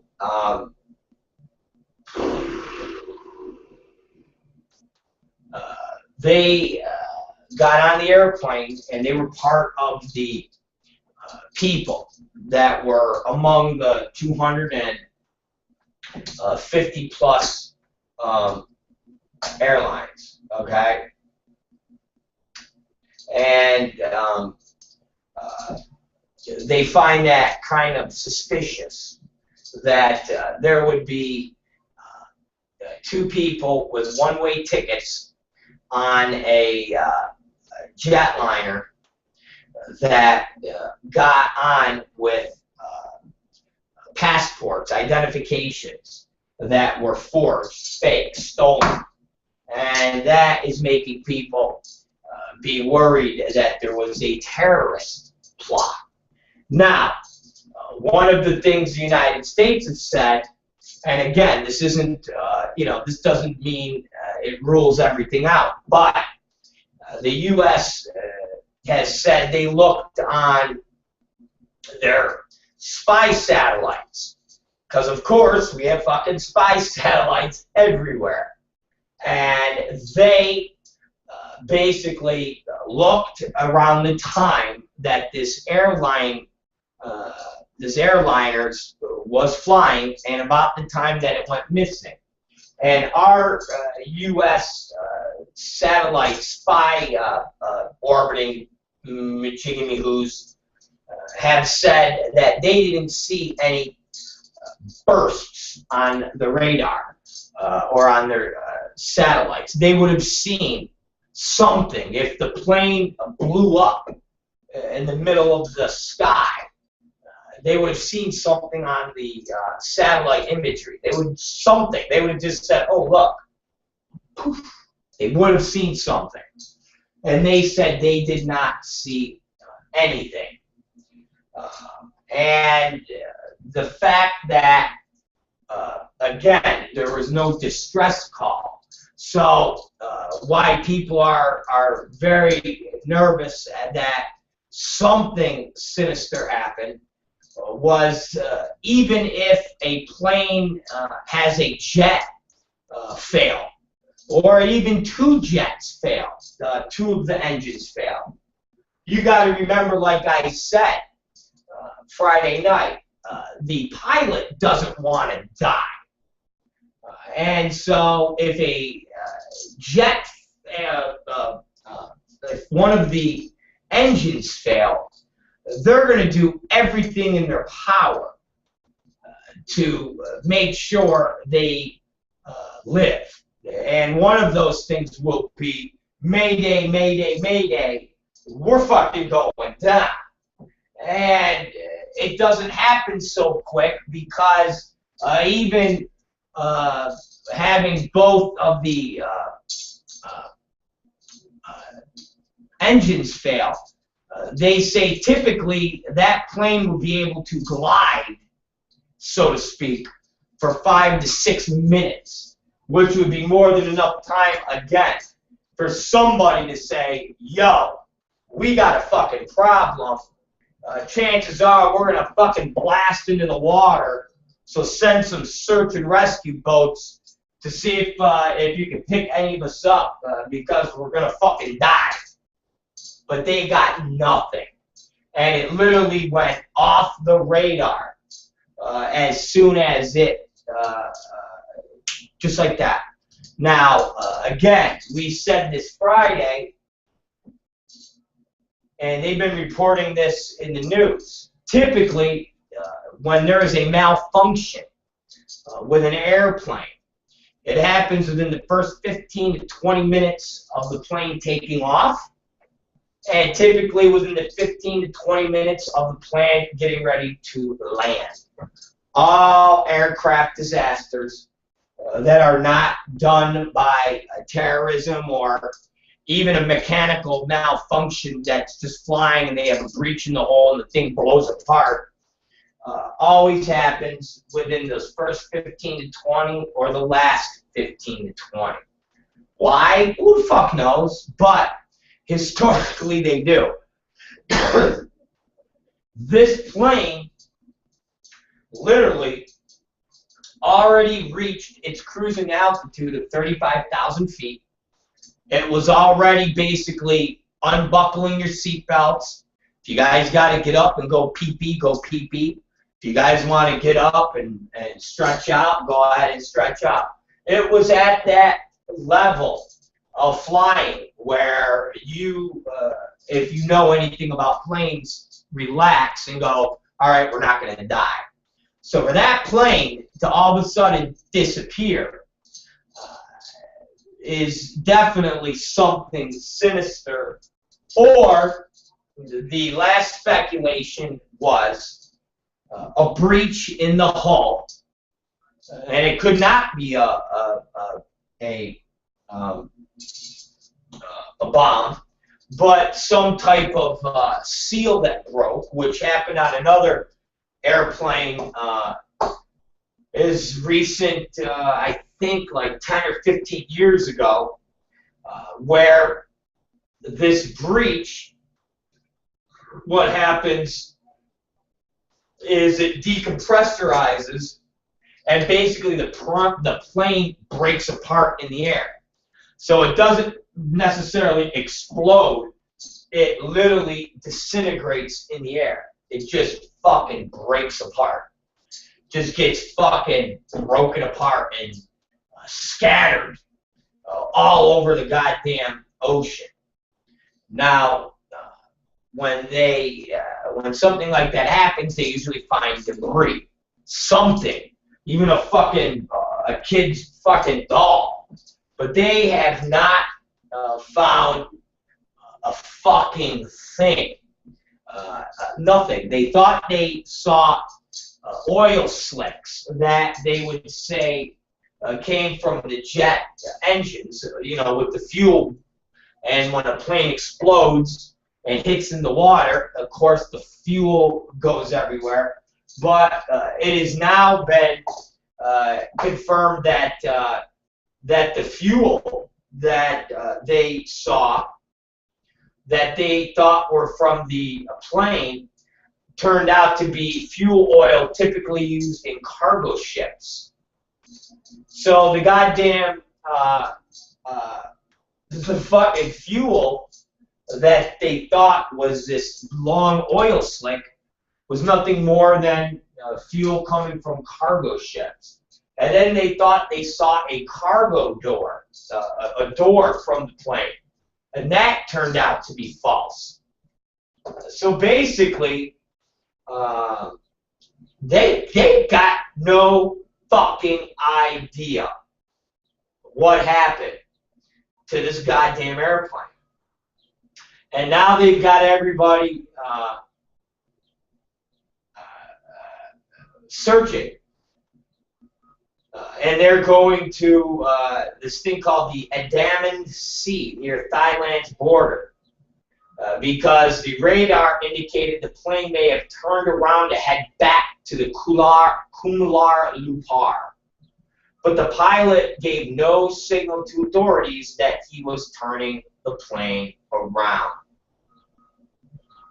So, as you see, there are so many questions. Now, the other scenario that is incredibly creepy, but it happened with an Egyptian liner. But they're saying that they don't feel it could have been this. Was the pilot purposely took the plane down and basically committed a suicide. That happened with an Egyptian airliner that they never officially said the pilot committed suicide, but by all accounts, that's what happened. The plane went into the water, and no explanation except for pilot error. And they have witnesses and voice recordings that possibly stated that the guy from the Egyptian airliner committed suicide. Now, if the pilot turned this plane around, it's probably unlikely that he committed suicide. So now the question would be, did it get hijacked by these two guys that shouldn't have been on this airplane, and they took the plane down into the fucking water? Or, even more creepier, could they have turned off their signals and flew the plane in and landed in another area? And that's what we were joking about, like an episode of Lost. They basically landed in some fucking hidden area, and that's it. It's over. And now they're going to make a fucking TV show out of it. Who the fuck knows? But, again, for it to go off radar, it's highly unlikely that it wound up turning off their beacons and it got flown into a secret or a different destination that nobody knew. It's not a stealth fighter jet. It's not able to elude fucking radar. So it's definitely perplexing. It's pretty fucking spooky. And the fact that they can't find a fucking thing is really bizarre. And they are searching the entire area with almost 40 ships from 10 different countries, and they still cannot find. They still cannot find. They still cannot find one single piece of debris or anything from this goddamn airline. They can't find a fucking thing. So, Jesus Christ, you know, who fucking did what happened, what is going on, and will they ever find it? So, we'll see. We will fucking see. But we're on that shit. We are starting to investigate and help the Malaysian people. We can find shit out, I think, pretty quickly, unless everybody is completely covering it up. And I'm sure, give it another day, and you will hear all sorts of weird conspiracy theories. Think about it. I'm sure we will hear all sorts of weird conspiracy theories that people will come out with. There's a bunch of scenarios: a bomb or dry run. 2 stolen passports have been linked to people who bought tickets for the flight. This points to the possibility that someone on a terrorism watch list may have boarded the plane and blown it up. However, the stolen passports don't necessarily mean the plane was an actual target. It's possible, says former U.S. Department of Transportation Inspector General Mary Shivo, that terrorists may have been performing a dry run for future attacks, or Shivo said it could be just criminal business as usual, because there are lots of stolen passports used by travelers around the world. So far, no debris field of plane wreckage have been linked to 777s, which would indicate a bomb blast. When Robert Francis, former vice chairman of the U.S. National Transportation Safety Board, heard about the missing plane, he immediately thought was, for some reason, the aircraft blew up and there was no signal, there was nothing. The fact that the plane disappeared from radar without warning indicates to Francis that there was something unprecedented that happened before. What about satellite technology? It is possible that data from orbiting satellites might show a flash or infrared heat signature from the explosion. Very unlikely, says satellite expert Brian Wheaton, who spent years tracking space junk in orbit. The private satellite orbit to Earth, looking down from distance from 3 kilometers, floated over to each exact right below to capture a flash from explosion. However, there's an off chance, we even said that a super secret U.S. government satellite orbiting 22,000 miles in space might have grabbed evidence. These satellites are in the orbit as a group and can observe virtually the entire globe. We know that their mission is to take the ballistic missile launches via heat, says we now a technical advisor for Secure World Foundation. We don't know if they're sensitive enough to track down. Then there's another unanswerable question: would the government hesitate to release such an image of fear of revealing the satellite system's ultra-classified capability? Now, we've already heard from one area that they haven't seen anything on satellites. Scenario: hijacking. Before it disappeared, radar data indicated the plane may have turned around to head back to Kumar Lupar. Does that include that a hijacker ordered the plane to change course? Analysts: so far there have been no reports that the flight crew sent any signals that a hijacking occurred. Mechanical failure. The absence of debris field suggests that possibly that the pilots were forced to ditch the plane and it landed on water without breaking up, finally sinking to the ocean floor. Analysts: but if that were the case, then why no emergency signal? These planes are able to perform a miracle on the Hudson maneuver. They have the ability to glide more than 100 miles and belly land on the water with both engines out, says former SSS pilot. Now, a civilian aviation consultant said that the Spectrum Group, during that time, it would take for a plane to glide 100 miles, so it seemed likely the pilots would be able to send out an SOS. That's what I was saying. Fact: the missing plane had suffered a clipped wing tip in the past but Boeing repaired it and the jet was safe to fly, said Malaysia Airlines CEO Ahmad Jarib Jaya on Sunday. Analysts, anytime there's been previous damage to an airplane, even though it's been repaired and repaired within standards, it kind of sends a warning flag, says Walsinger. Experts agree the Boeing 777 is one of the world's most reliable aircraft. During its development, it was subject to some of the most rigorous testing in commercial aviation history. I've been talking to colleagues, Wolfman said, we're all baffled by this. 777 boasts some of the most powerful, well-tested engines in the world, he says. The reliability of airliner engines in general is impeccable these days, he says. This is a safe plane. So, now what does it all mean? So, there's your guys' Malaysia report. And tonight, we will see, look, conspiracy theories around already. Here's the conspiracy theories. Told you guys. I told you they'd be all over the place. Okay? Told you these fucking things would be all over the place. There's fucking, it's gonna be all over.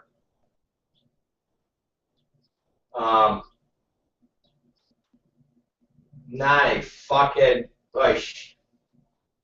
We'll have to get to that tonight, because tonight will be tomorrow when it comes to the night show, the Rob Black night show.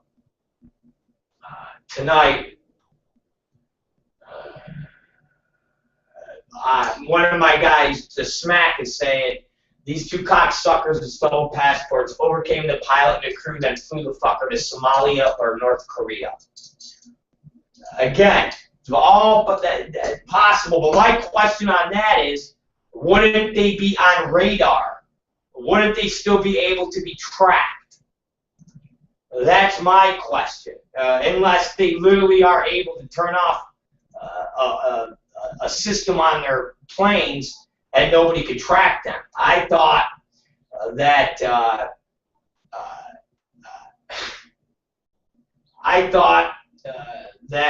they still, you know, they can still track your asses. That's what I was always under the impression. They can still track you. That's what I thought.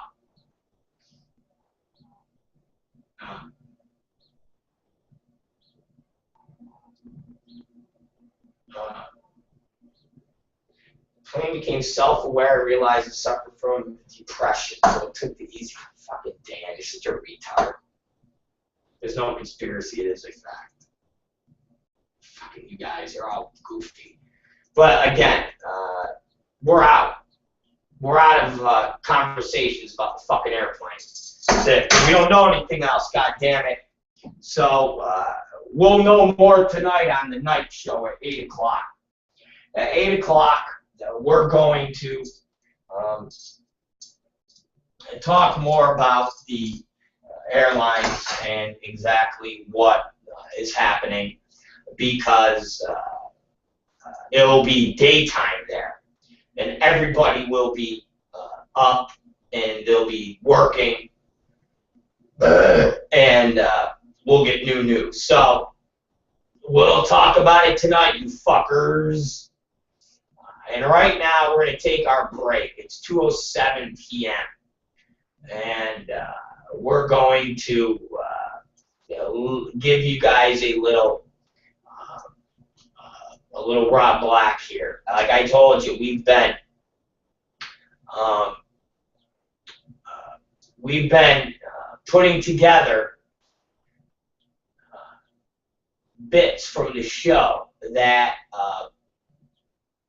talk about what we're up to. When I say that, from a year ago, from 4 months ago, from whatever months ago. So they're going up on iTunes, and you'll be able to listen to the stuff on iTunes, which will be exciting and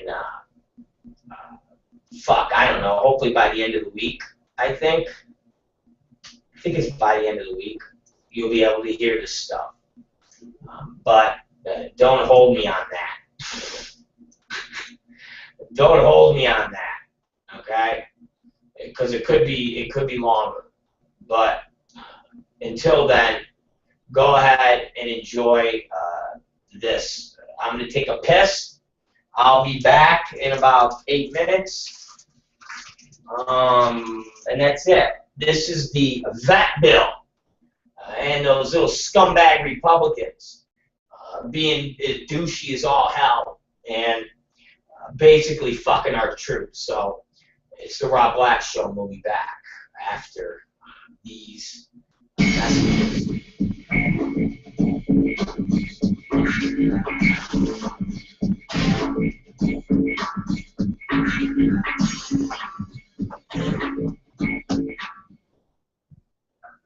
I wanted to address something that we talked about last night.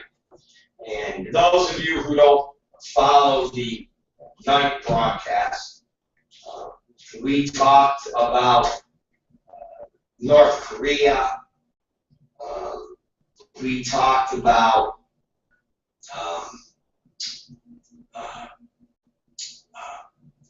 our troops, and I kind of wanted to touch on that a little more today. Again,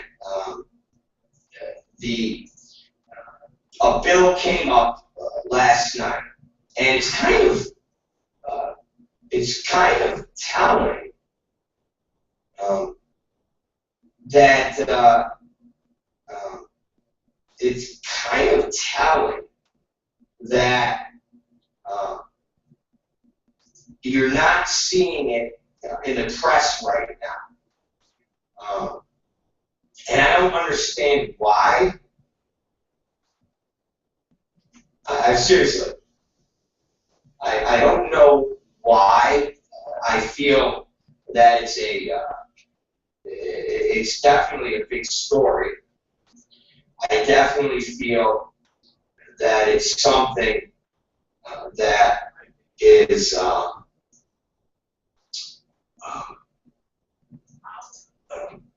an issue that we should be talking about, but it's not. And I think it's being buried by, as Republicans would say, the liberal media, which is kind of funny when you hear the Republicans and you hear them mouthing off about how the media is so liberal and so biased. But I'll tell you, what the Republicans did last night to our vets is really been buried in the, I should say, liberal media, which is pretty telling. And the fact the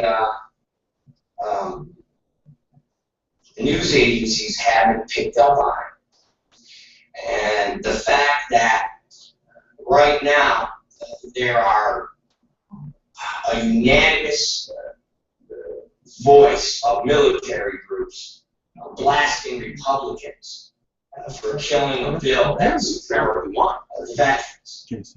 And what normally is a bipartisan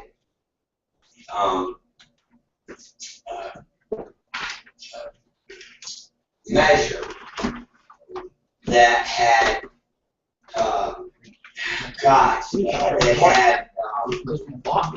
just overwhelming military support from different groups, and the fact that Republicans blocked a bill. And let me explain this to you again. Those of you who don't listen to the night show and are only part of the afternoon show, let me read this to you. Last night, the Senate Republicans blocked a bill that would have expanded health care and education programs for veterans. And the measure, which was sponsored by Veterans Affairs Committee Chairman Bernie Sanders, collapsed after failing to garner enough Republican votes to waive the VA spending cap established in a budget deal Congress President Obama approved in December. Sanders' office estimated the VA legislation would have cost $20 billion over 20 years. 60 votes were needed to waive the budget rule, but 41 of the 45 Republicans voted against it, effectively killing the vote, or killing the bill. A nonprofit Iraq and Afghanistan Veterans of America just went after the Senate leaders who were engaged in procedural games, they called it. They said it was Senate shenanigans. It has been a winter of discontent, starting when Congress cut military retirement benefits before being pressured into reversing its course. IAVA founder and CEO Paul Rieckhoff said in a statement that earlier this week Congress forced the Pentagon to make budget cuts that increased living costs for our service members, and now the Senate can't pass the critical transformative bill that includes priorities that have garnered bipartisan support for many, many years.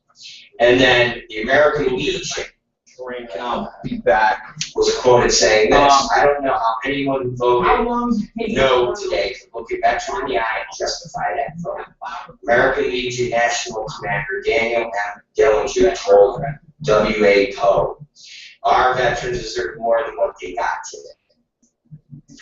Some Republicans reasoned that the bill would be too costly for the budget. So some Republicans said, nah, it's too costly for the budget. But others, led by Senate Mitch McConnell, tried to add new sanctions against Iran to the bill that the White House has strongly opposed, according to Reuters. And many of the veterans, including the member of Congress, Sanders, basically said, what the fuck does Iran sanctions have to do with the needs of veterans?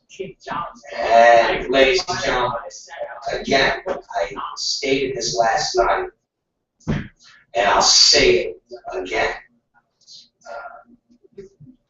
For a political party that was the party of the military, and the political party that would scream that Democrats were pussies, and Democrats didn't support the troops, and if you were against George Bush, you were against the troops, and so forth and so on, how any Republican could vote any no on any bill that would support veterans is unpatriotic. That is anti-American, and that should be called for treason, literally treason. And when you try to tack on sanctions against Iran, who this country are trying to negotiate some form of peace deal with, and you just try to tack on a piece of legislation that has nothing to do with veterans getting their fucking teeth cleaned. It has nothing to do with veterans going to college. None of these things have any bearing on a veteran's life of what type of sanction should go on Iran, if they shouldn't walk a straight line, or if they should fart in the wind, or anything that is as silly as putting on bills that discipline Iran and punishing our soldiers for something that Iran might and might not do.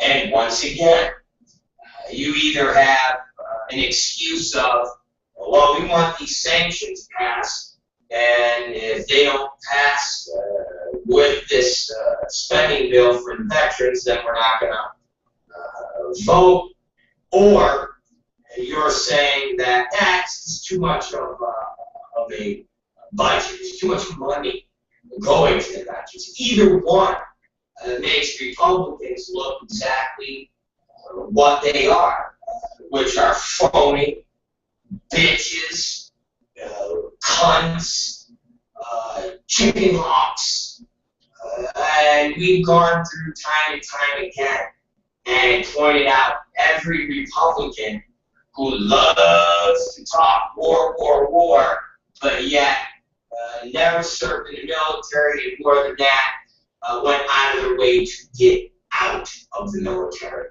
All the way down to everybody's favorite Ted Nugent, who basically didn't shower, took methamphetamine, shit his pants, ate, just basically did whatever he could to fail his physicals, so he didn't have to serve in Vietnam. This is a Republican, and I brought it up last night. Remember, everybody, when we went to war in Iraq, and people had the audacity to question George Bush's motives, Dick Cheney's motives, instantly, the people of the Republican Party and white racist hillbillies labeled you unpatriotic, labeled you un-American. And they would literally say, well, we know that you don't like the president, but on this matter, if you question the president, you are unpatriotic, and you are just as bad as terrorists. So, for about 4 years, we were programmed to not say a fucking word about Republicans, about President Bush, about Dick Cheney, and if you opened your mouth, you were labeled a sympathizer, a terrorist sympathizer. If you were a performer, meaning if you were the Dixie Chicks, if you were Eddie Vedder, if you were Pearl Jam, if you were U2, if you were any of these performers, you would get boycotted. You would have your music burned. You would get thrown off your record labels. You would have Toby Keith writing songs about you, calling you names. You would have Fox News, and all of this was basically because you questioned the war. But yet, all these same people today, some 9 years later, are allowed to call this president a nigger, a mongrel, a Hitler, a socialist, what other, you name it. You can have Toby Keith, his band of fucking hillbilly inbred jerk-offs writing songs about the president being dog shit. You can watch Tea Party people running around screaming about the president. When you question them, they tell you that it's un-American for anybody to ask them to be silent. They say it's un-American to not be able to question the president. They'll tell, but yet Natalie Maine of the Dixie Chicks was called a fucking terrorist because she said she was ashamed that George Bush was from the same state she was. People had Dixie Chick record burning parties, but yet here we are, 2014, and as far as Republicans will tell you, it's your duty as an American to call this president every name in the book. It's your duty to defund veteran bills because, them veterans don't need nothing. And I said it last night, there ain't no amount of money that is too much that we give veterans. I mean, we're not talking about these guys making hundreds of thousands of dollars in pay. What does an average vet make and his benefits? What does an average soldier make when they are serving? I mean, if you even gave them a 5% increase across the board on every benefit, every retirement plan, and every pay, it amounts to shit. It still amounts to shit. It still amounts to shit. Even a social worker makes more money than a soldier. Seriously. It amounts to shit. So, what's too much for some fucking soldier who was sitting in Iraq for 2 years? Seriously, what's too much for somebody who's got missing arms with a fucking hook hand and no legs? Yeah, I got blown up in a fucking roadside bomb. I got blown up in one of those tanks that Rumsfeld and Bush didn't want to give us any better armored vehicles. Yeah, I got to travel 150 miles to the nearest VA hospital because that's where I get my work done. But I can't get dental because it's not covered anymore. Really? No dental? Fucking facts. It's like, hey, here's what we're going to do for you guys. We're going to give you guys the health care you need. But if you want your fucking teeth fixed or cleaned, fuck you. That's too much. You don't deserve that. Again, I said it last night. Any soldier that served in our wars, and I'll at least make an exception for non-war servers. So if you happen to skate under the wire and not get in any wars, you get full benefits, so forth and so on. But if you actually happen to serve in a war, you get a no-paying tax card, motherfucker. That's what you get, tax exempt. You don't pay taxes on anything, ever. You present that to a grocery store, you present that to buying a car, and the government flips the bill on the tax. I mean, again, there is nothing that you can give a veteran that is too much. What? Again, they're not making a lot of money. It's not like CEO executives where like, I should make $85 million as a bonus. It's like, that veteran's going to make $3,000 a month in pensions and disability. It's too much. It's too much. Are you fucking kidding me? It's too much. Yeah, he's going to be able to get his college paid for. Why? I mean, you're acting like, well, if we do it for him, we're going to have to do it for everybody. It's everybody. There's really not that many veterans that are banging down the doors to go back to school. If you take a look at how many veterans enrolled in college programs, I mean, you're talking about, what, a couple 100,000, if that. So you're talking about a population of 200 million.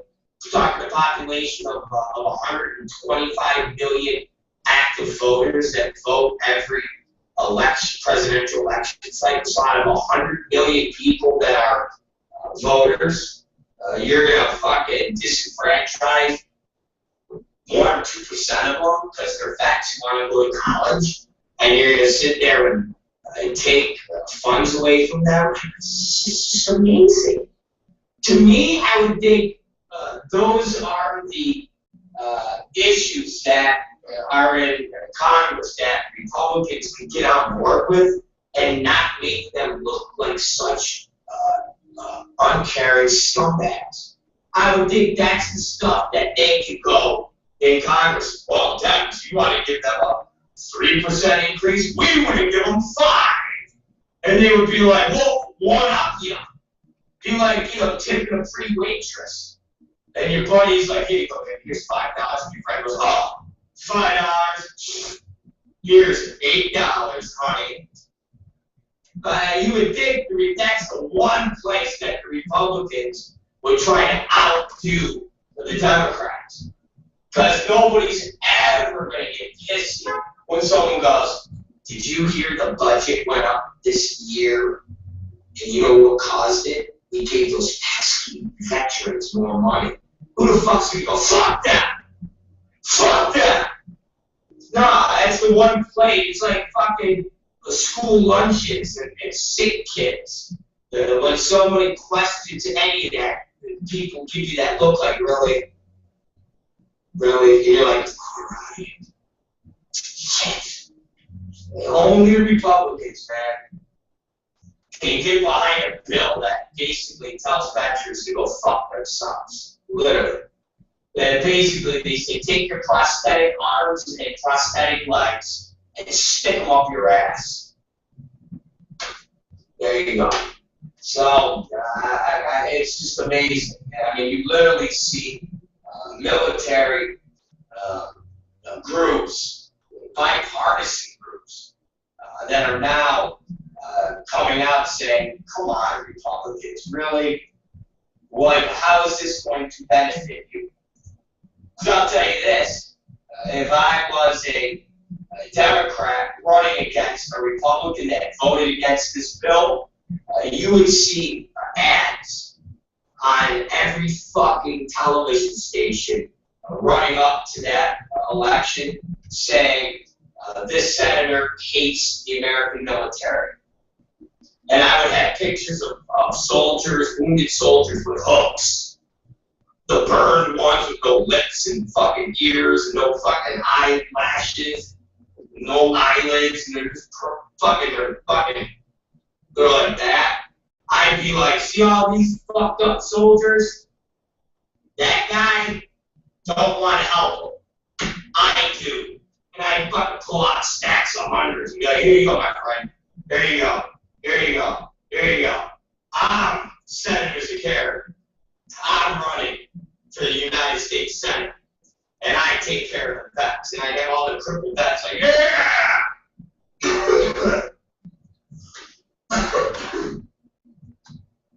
I have motherfuckers with hooks holding their shit up in the air.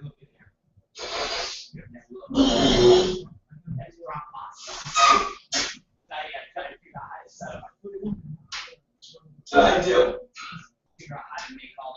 Fuck it, I have everywhere. I have everywhere. Goddamn Democrat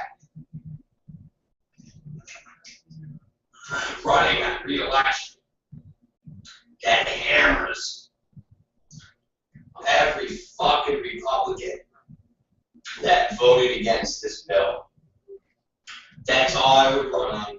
I would get as many fucked up and maimed soldiers, just like the Republican groups went after John Kerry and grabbed a bunch of these swift boat veterans, and they all lined up in a row, and they're like, hi, we're part of the swift boat team that served in the Vietnam War with John Kerry. We just like to tell you that John Kerry's a fag, and he's a pussy bitch, and he shot himself in his own ass, and that's why he shouldn't be president, because he's a fag. Swift votes for George Bush. That's what the Republicans did. That's what Karl Rove did. I'm telling you, every single one of these senators that voted against that bill, if I was a Democrat, I would find every crippled and given out veteran. I'd find a fucking veteran and homeless ones that got bugs in their hair, and I would just surround myself with them and say, I voted to help these guys. And then I have a picture of the fucking Republican that voted against him. I say, he voted to kill them. I'm Rob Sakari. I'm running. Yeah. These Rob Black here. We're back. See, you fuckers probably thought, I don't know how long that was going. Were you guys entertained? Was it good? We're back live for the Rob Black Show live. We're live before, but it's half live. Okay, it's half live for Christ's sake. It's half live. It's half live. How's everybody doing? Are we doing good? Are we moving along in life? Did you guys have a good afternoon? We're in the process.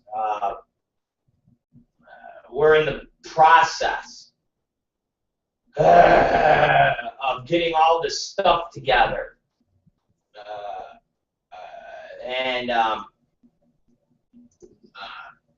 it's been, man, it's a fucking, we're literally putting together Roku channels as we speak, Vid Blaster channels as we speak, my balls as we speak. Literally, that's what we're doing right now. It's a battle of putting stuff up as we speak. And I just took a break. I went out and got my drink and talked to my tech wizard right now, my motherfucking tech wizard, on exactly where we are on everything and what's going on. And like I said, it's we're in the process of putting together the Roku system and where we're going to put it, and storage, and what's what, and what has to be formatted, and so forth and so on. So we've got Roku, we have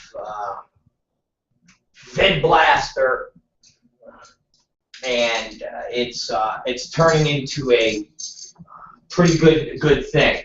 And it's funny because we're gonna have to wind up doing up a. And I was nervous that we would have to redo the entire Rob Black Show website, but we're not, because we're going to have to build a website, but it can be WordPress, that will go with the Rob Black Show page. And it will have to be the Roku aspect of Rob Black TV. So it's like building a whole separate system, but it's all right because I think we could do the members system. When I was reading all the paperwork, I'm pretty sure we could do the members system separate than the robblackshow.com, and I don't have to redo both sites, and the Rob Black TV section can just be made to be directly linked with the Rob Black Show. So you're in the Rob Black Show, and then if you want to get to the Roku section and the pay members section, you just click on the window and it will take you to Rob Black TV, and then you can do your thing. So I'm pretty sure we can do that. I told you a lot of good things are happening. And you want to know what's funny? I'm going to tell you guys something that's pretty funny. And it's only mildly funny if you believe in chinks, gooks, and fortune cookies. Last Thursday, or not, last Wednesday. I think it was last Wednesday. Or it might have even been Tuesday. No, it was Monday. It was Monday, actually. I'm pretty sure it was Monday. We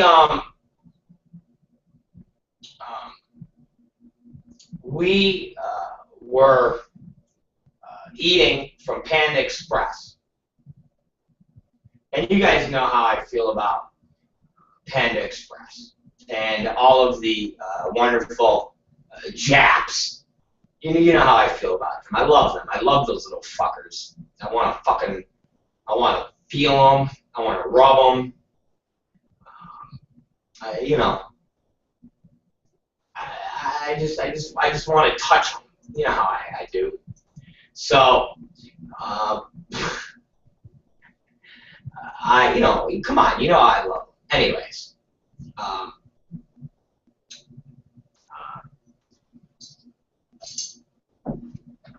when I got my Beijing beef and my, I got Beijing beef and the chicken with the spicy peanut shit in it. Not peanut in your shit, but the peanut chicken thingy. I got that fucking thing.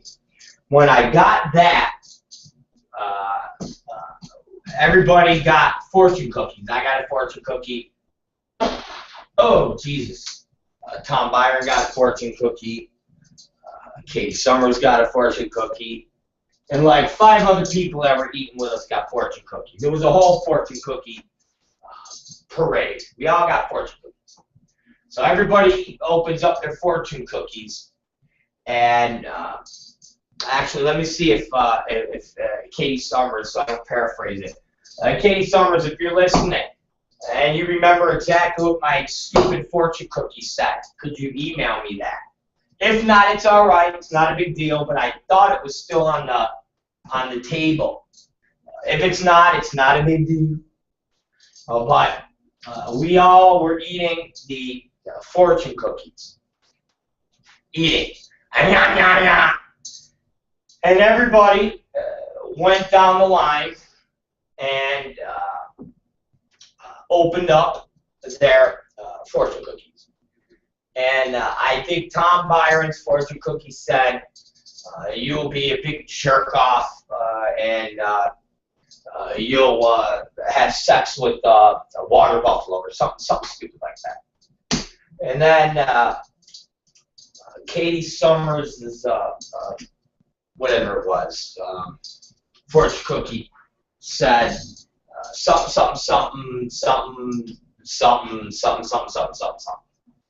So then I opened my stupid fortune cookie, and again, I'm not real big into them little fucking gooners because they scare me, they frighten me. Yeah, you all know that. They're frightening little people. A lot of times I get flashbacks to all of the Vietnam movies that I've seen, Full Metal Jacket, Coming Home in a Body Bag, huge movie. That was by Lee Donowitz. Big, epic movie. None of you guys have seen Coming Home in a Body Bag. You guys should check it out. It was huge.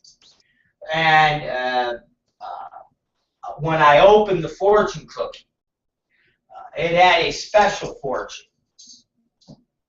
And it's kind of funny because the fortune cookie said, if I can remember precisely,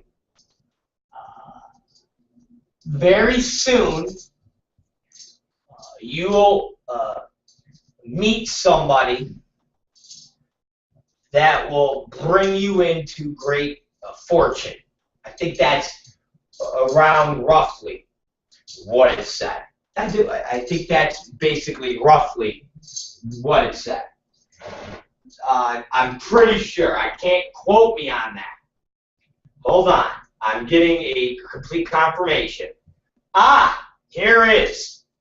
Katie Summers is a true genius and a true assistant to the show. What Katie Summers texts me is exactly what the cookie said. An unexpected event will soon bring you fortune. That is what the fortune cookie said. An unexpected event will soon bring you fortune. Now, in the past week, a lot of unexpected events have happened. And so far, as the invisible man in the sky, as my witness, it has brought in possible fortune. Possible fortune. And I find it incredibly coincidental. I find it incredibly entertaining. I find it incredibly. I find those types of coinkydinks, extremely bizarre when things transpire that it's hard to explain. Now, you'll say, well, what, Rob? And I'll say three things. First off, the ROBBlackShow.com website getting done.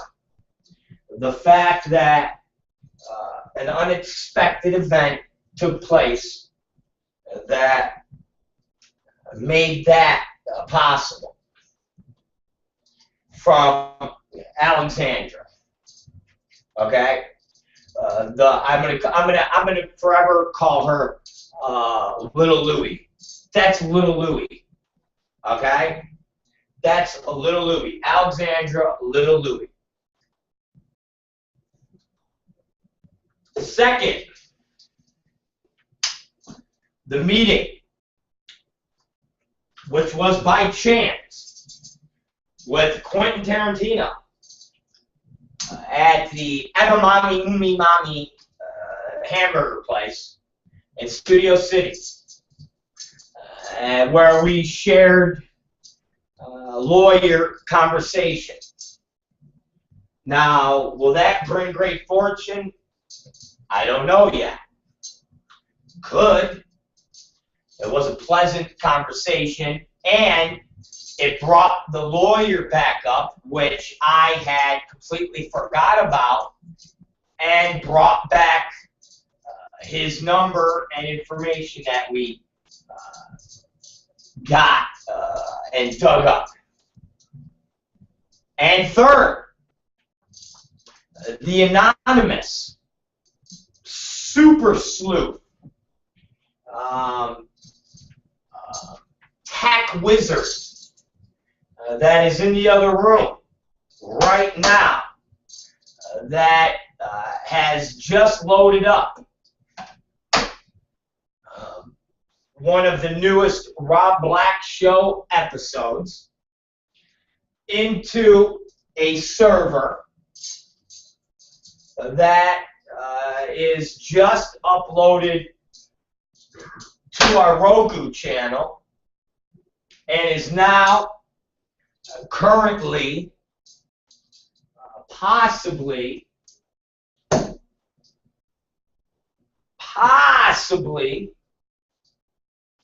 working. And if that's the case, that is going to, I hope, bring great fortune into the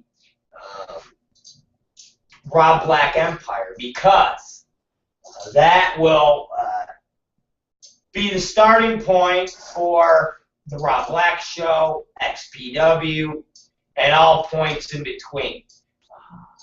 And we have about 3 years, I would say about 3 years worth of TV episodes, XPW TV episodes. Yes, ladies and gentlemen, we've got about 3 years worth of XPW TV episodes that nobody has ever seen, and they are all sitting on beta tapes that are just waiting to be encoded and put out for the entire world to enjoy.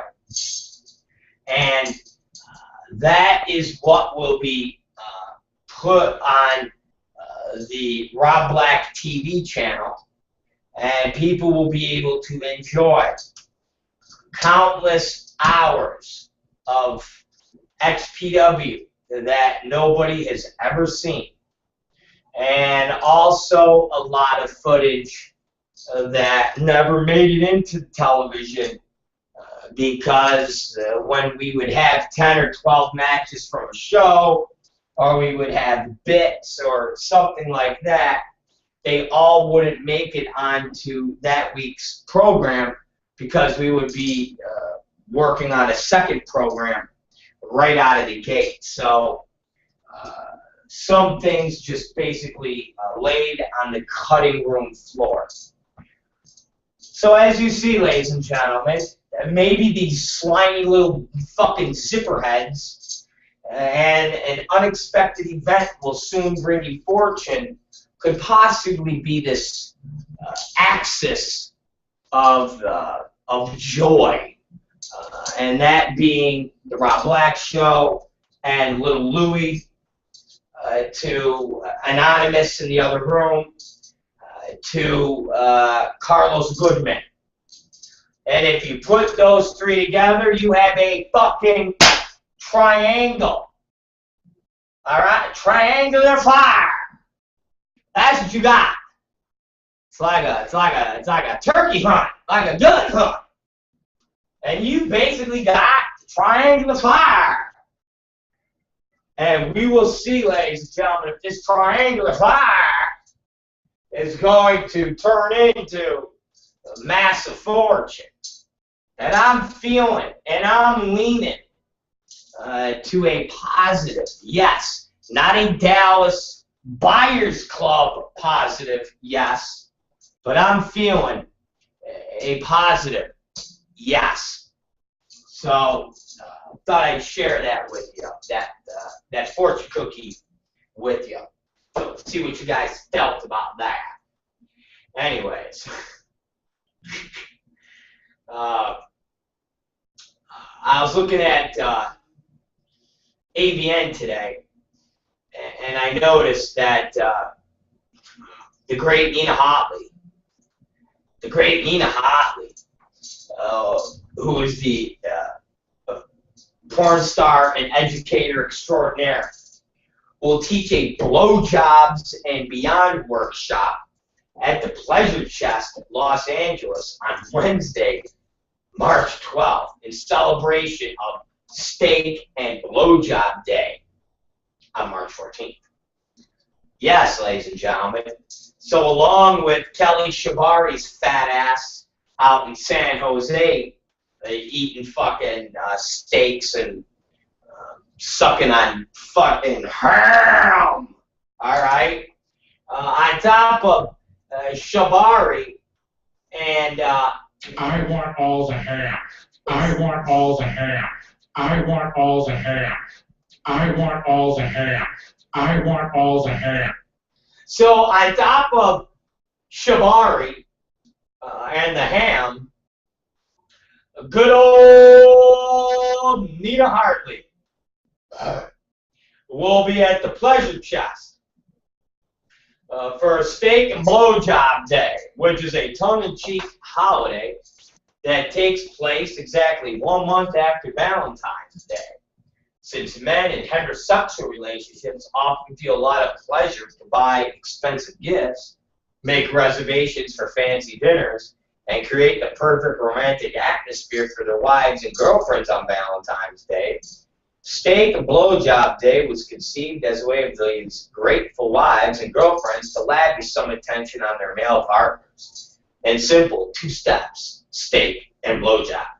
You know what I love about AVN? You could tell, again, and it's funny because, again, where the fuck is Steve Jabbers? Where's Jabber, Jabber, Jabber, Jabber, Jabber, Jabber, Jabber, Jabber, Jabber, Jabber, Jabber, Jabber, Jabber, Jabber? Where's Steve Jabbers? Okay? Where is he?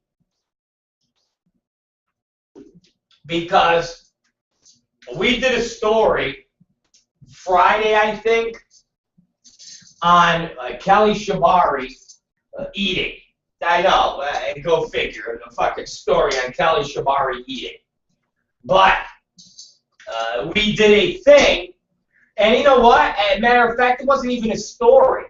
It was a bit that I did on Steak and Blowjob Day, and about how Kelly Shabari is huge, and that if anybody shouldn't be doing an ad for this. I want all the hair.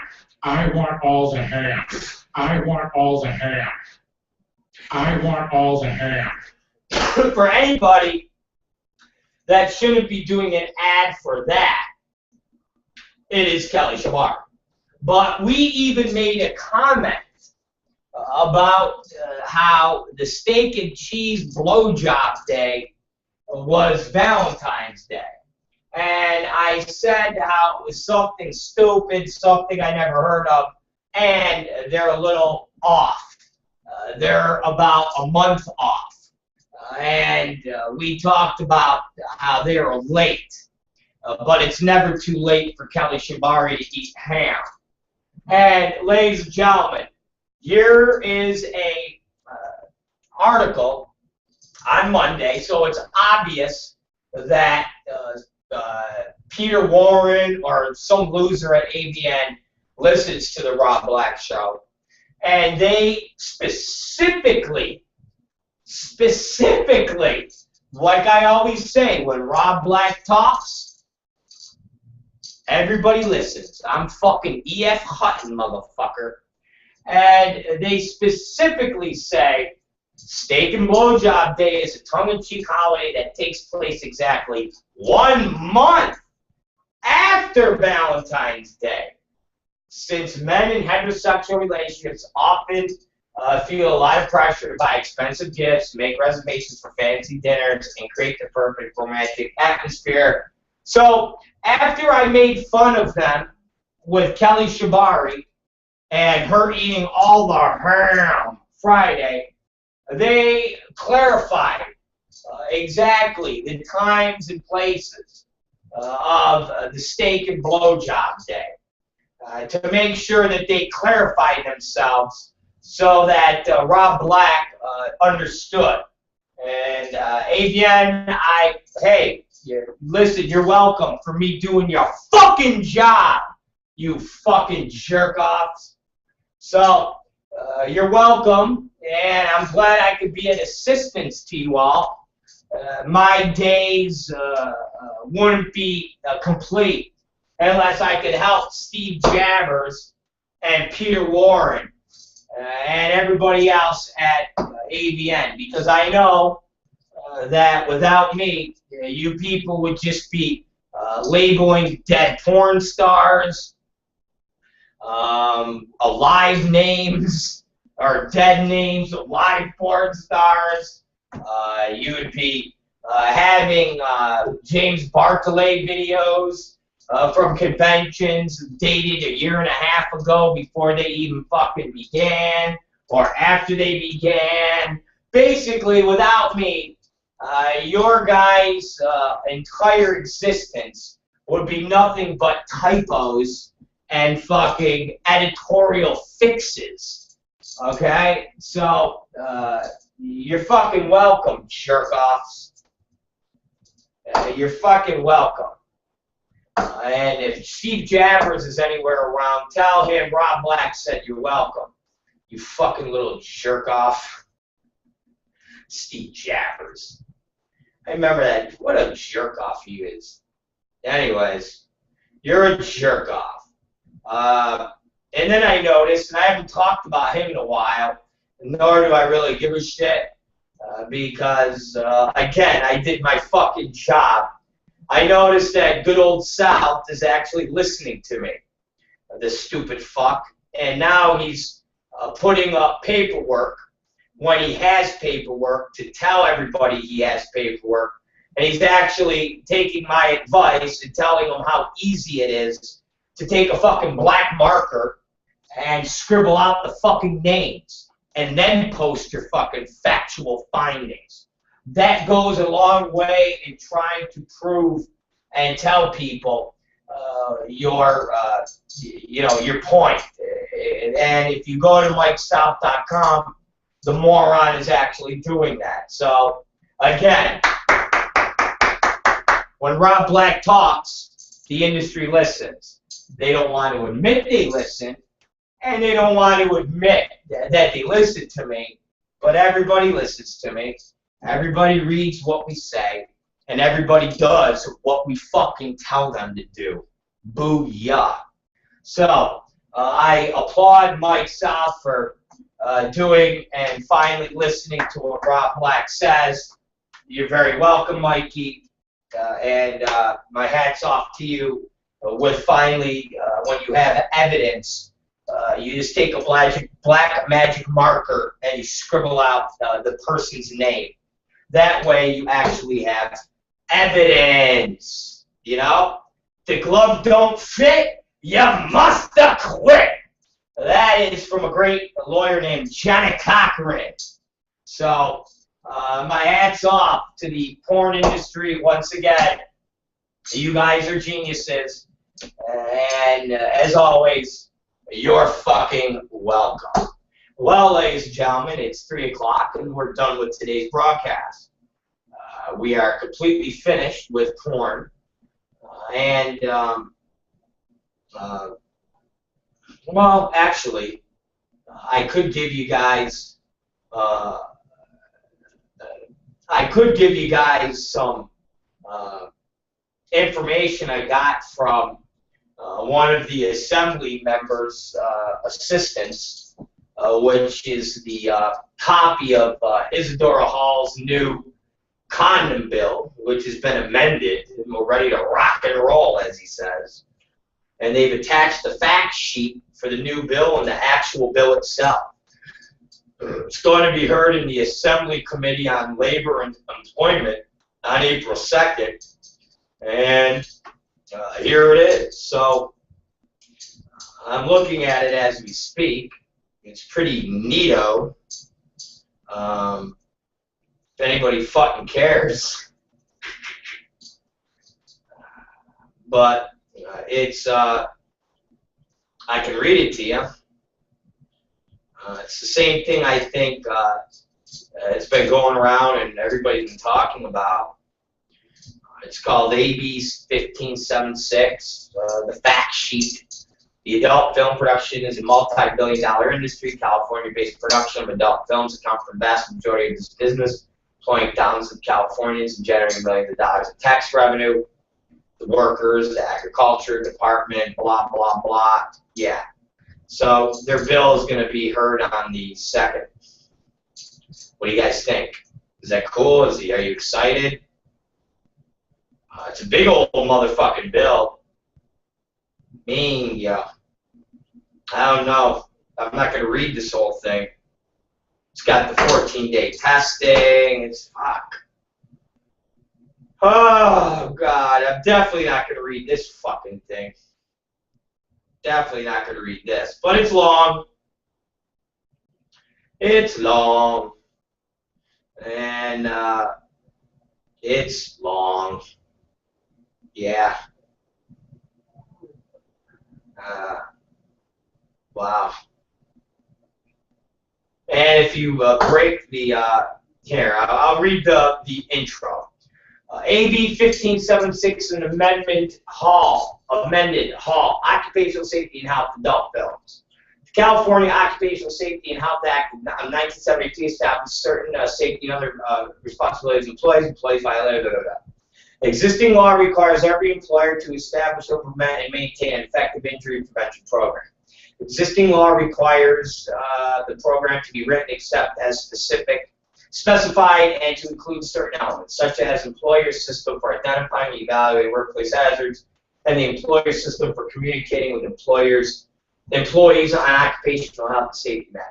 Existing regulations require each employer having an employee with occupational exposure defined as reasonably anticipated specified contact of blood or other potentially infectious materials that may result from the performers of an employee duty to establish, implement, maintain existing blah, blah, blah, blah. Just Dallas Buyers, that's what it's called, Dallas Buyers Club.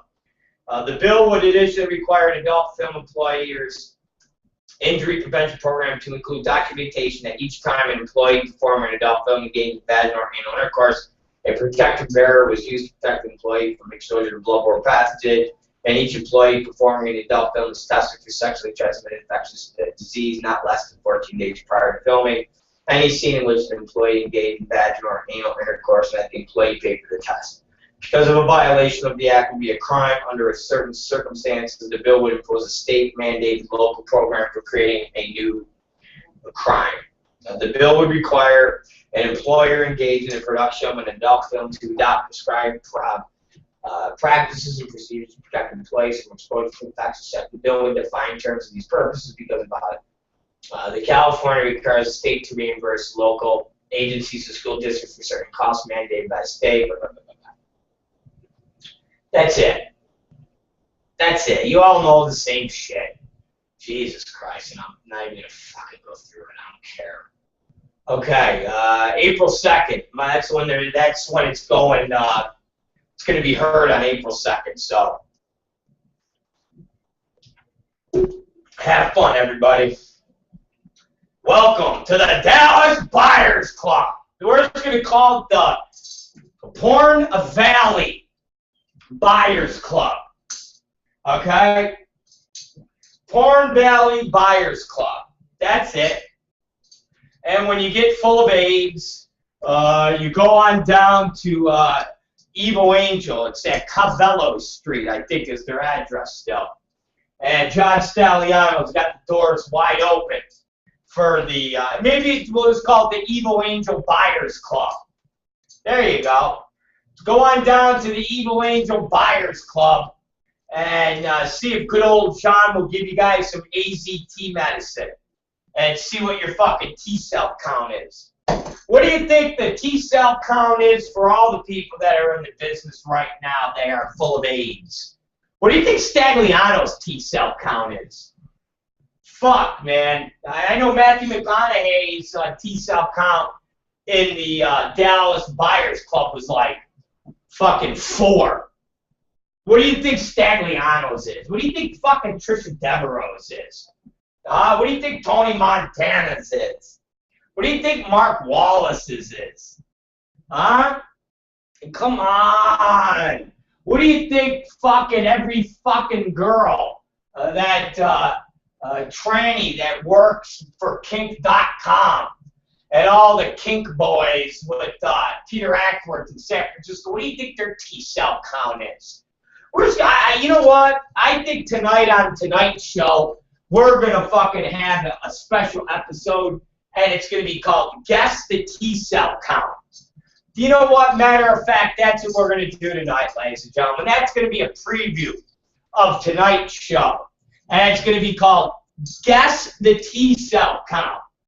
And I want all my listeners to be able to call in, and we're going to make guesses onto what the T-cell count is of certain performers. Okay? And then we'll see if we can just guess the T-cell count of performers that we're told don't have AIDS, but they sure the fuck look like they got AIDS. All right? So we'll just fucking throw up some performers and go, what do you think their T-cell count is? Because they look like they're swimming in AIDS. So, anyways, it's the Rob Black Show. We're done. There's your porn roundup. Everybody thank me for making ABMB so correct, from Peter Warren to Steve Jabbers, even down to Mike South, and now he's redacting names. God bless. And, of course, the Isadora Hall bill that's coming up on April 2nd called the Evil Angel Buyers Club. So that will be good. And at the end of the day, hey, be back here tonight at 8 o'clock when we guess what the T-cell count is. Yes, we will be guessing what the T-cell count is. And we will establish a bunch of porn stars that are full of AIDS, and we're going to try to guess what their T-cell count is. And then, of course, we'll kick out pictures of certain performers and guess what their T-cell count is and the possibility that they're swimming with AIDS. Now, you got to imagine right out of the gate that anybody at Evil Angel, for Christ's sakes, is definitely susceptible to being riddled with AIDS. And that, Sheena Shaw goes without saying, considering that she was John Stagliano's girlfriend. Now, if you're the girlfriend of somebody that is part of the Dallas Buyers Club, I got to imagine that you're definitely on the high list of T-cell count activity. So we're going to be looking into that, and we'll be, investigating, almost like Geraldo. Just call us Geraldo, and in the hunt for not Red October, but AIDS, okay? It'll be Geraldo and the hunt for AIDS in March. Yes, March. So, we'll see you guys tonight at 8 p.m. for the fucking, for the new game, Guess the T-Cell Count, where we'll be starting at the Evil Angel Empire. See you guys tonight. Closing time. Open all the doors and let you out into the world.